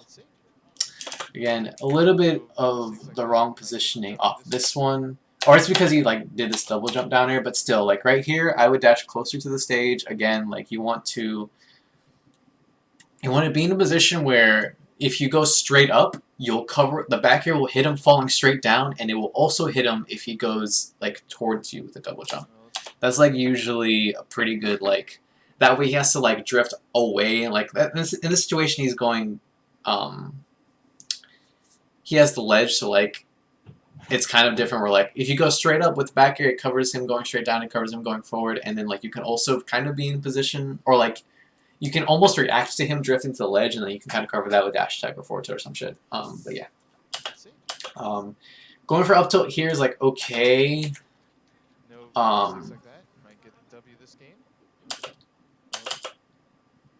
The only reason I'm not the biggest fan is because like you're in the corner and like you're kind of in danger of like getting hit by like a trading with down air, and like if you as long as the up tilt connects, you'll probably be fine. But like it could be a little bit awkward to like recover from that situation. And I basically I do kind of am stubborn with my positioning, and like I like staying. I kind of like forcing him to the corner, forcing ledge, and just kind of like, oh, I'm planning to like hit you out of the air with back air, psych, I hit you with forward tilt, and now you have to double jump recover to the ledge, and that's can be kind of annoying. In the end, like this positioning is fine too.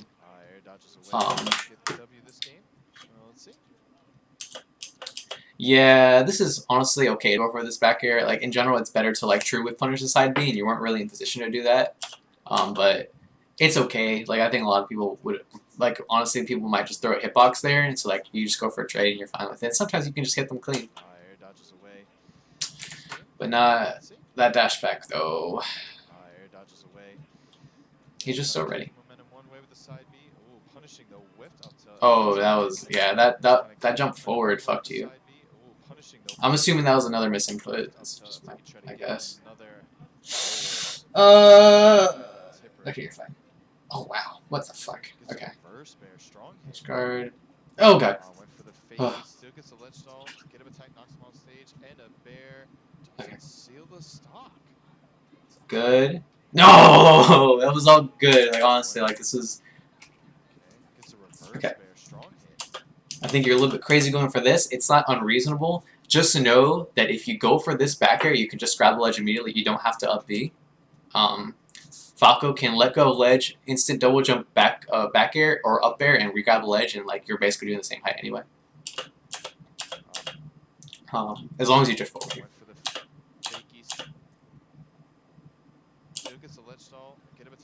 Okay, this is good. Yeah, I'm not the biggest fan of here. You go to center, you kind of start playing around in the center stage. You can still... The danger of doing that is that he could have just... He kind of could have fared you right there if he did... It was just... It was a little bit scary. I guess... It's not dead, but edge guard.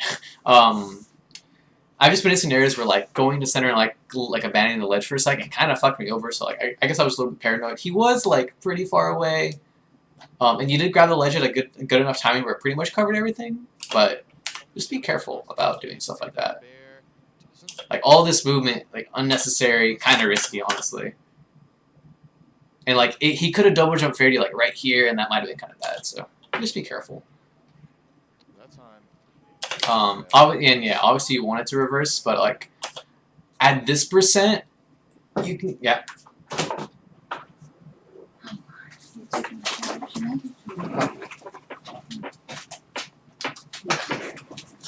Let me know. What do you think I'm talking to myself? You do it. Shut up.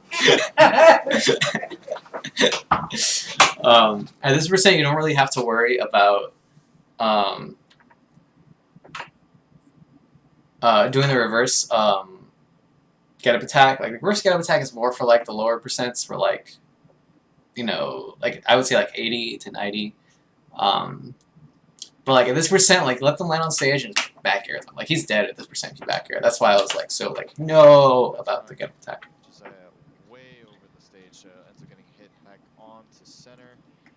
Now his turn. Oh. Jab, takes a double jump. Okay. Mix up the timing there on the. Again, cross up there into back air though, right here. Okay, wait a shot, maybe not.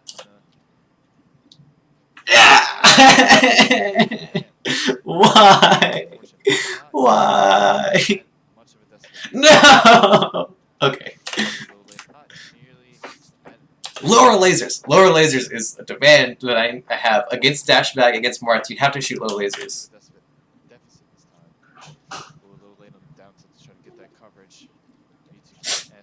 Ah, don't die. Please don't die. Please don't die. Please don't. Don't die. No.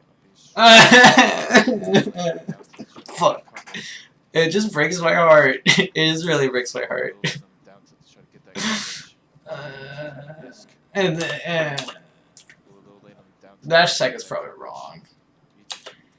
Yeah, it's where he was, not where he's going. And then... Wait, what the fuck? You know how to slide off? I thought you said you didn't know. That's slide off. What the fuck? How do you do that? I thought you didn't know how to do that.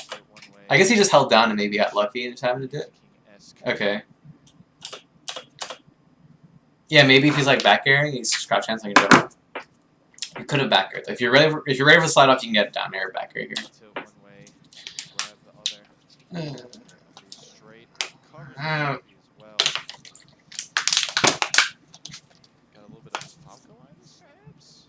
I was about to say too, like this is like a reverse arthritis. Back. No. Okay, fine, whatever. Whatever you gotta do. Okay. Okay. Slide off. Ooh, instant double jump's scary here. Yeah, the lasers sometimes like shoot off into the skies. It's really weird. Yeah, this like drop through double jump back air shit's not really working all that well anymore. Like it was working well at the beginning, but you gotta mix it up. Gotta mix it up a little bit. Again, same thing.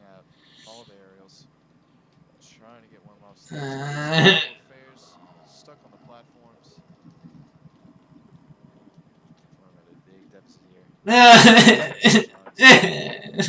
No.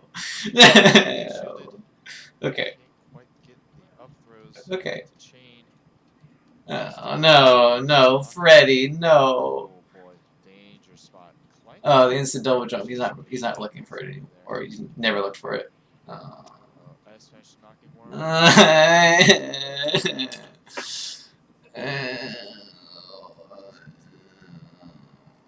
I'm really sad.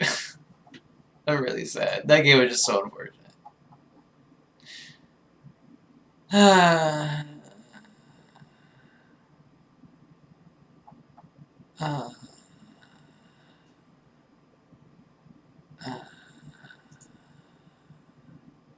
Actually, I have a Dust lined up. If a Dust, are you around? If he's around, I'll go over this. It might be a bad idea for me to go over this because it's fucking Peach. It's Peach versus not, like, there's one space game.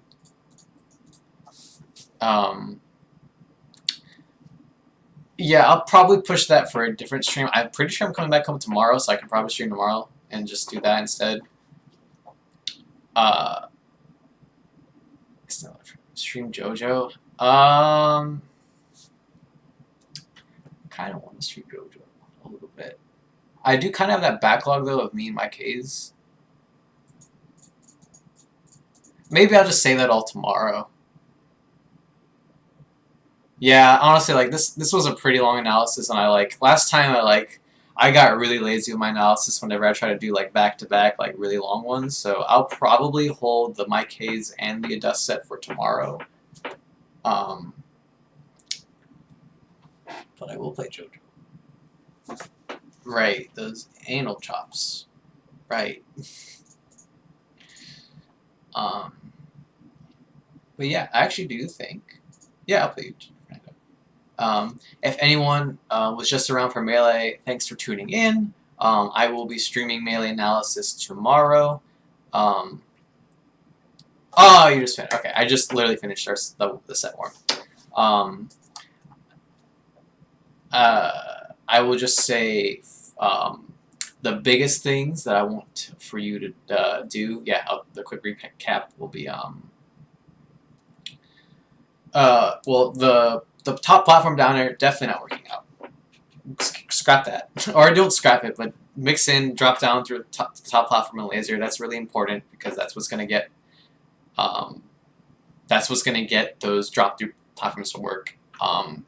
Against Josiah, you still had a hard time with dash attack and like just in general, like you have to remember. I told you on Saturday too, but like you gotta target it like ahead of time, and you kind of have to get a good feel of like when it's gonna happen. So you can do like a laser dash dance for one rep, and then target a downer by like just doing a downer right in front of his face. You also had a really hard time with like it would return to neutral for whatever reason. Like, I don't know, he got it from a tech, or maybe you got hit by a fair, but like you didn't get knocked down, and you would instantly attack, and that's when most of the Mars are ready to dash back in general, so be on the lookout for that. And just in general, like, you need to get a better feel for when Mars players like to dash back in general, just so you can go for the overshoot laser, because that's what's getting you a lot, like overshoot laser shine, or laser whatever. One kind of a smaller, or actually, what do I have highlighted? Do I have okay, I do have the zone. Quick thing, I noticed this happened a few times in the later games. Be careful about just doing aerials within this like little gap between the platforms. It's really, really easy to camp outside the range of it and just dash dance grab you. So, and it happened, it's because like the main philosophy behind this aerial is that like you don't want to land on the side platforms or you're trying to avoid landing on the side platforms with aerials because you have to do an aerial instead of just like aerial straight to the ground. So like that's why usually people go to the middle like this, but like it's a bad idea. So try to be careful about that. If you do cross up aerial, it seemed like you were doing a lot of you did like cross up aerial into soft to down air, which doesn't really work. You could do auto cancel back air, it usually works a lot better. And in general, there's a lot of scenarios where you went for a down air to like pillar at like 20 to 30%, sometimes even 40%, and it didn't really work because comboing Martha that percent with down air, especially if he's like above the platforms, is really awkward. And so usually there's like better sequences with back air and air and shit. But yeah, there's a lot, honestly, a lot more tiny stuff that I went over. So I definitely. Usually for a lot of people, I would say like they can get away with just listening to me talking about the general points, but for you, I think you really should be going back and like noting a lot of the small stuff because a lot of that's just really important. But yeah, I think that's mainly it. So yeah, hopefully that helps you out. Don't know us, but yeah. Anyway, I'm gonna shoot JoJo's.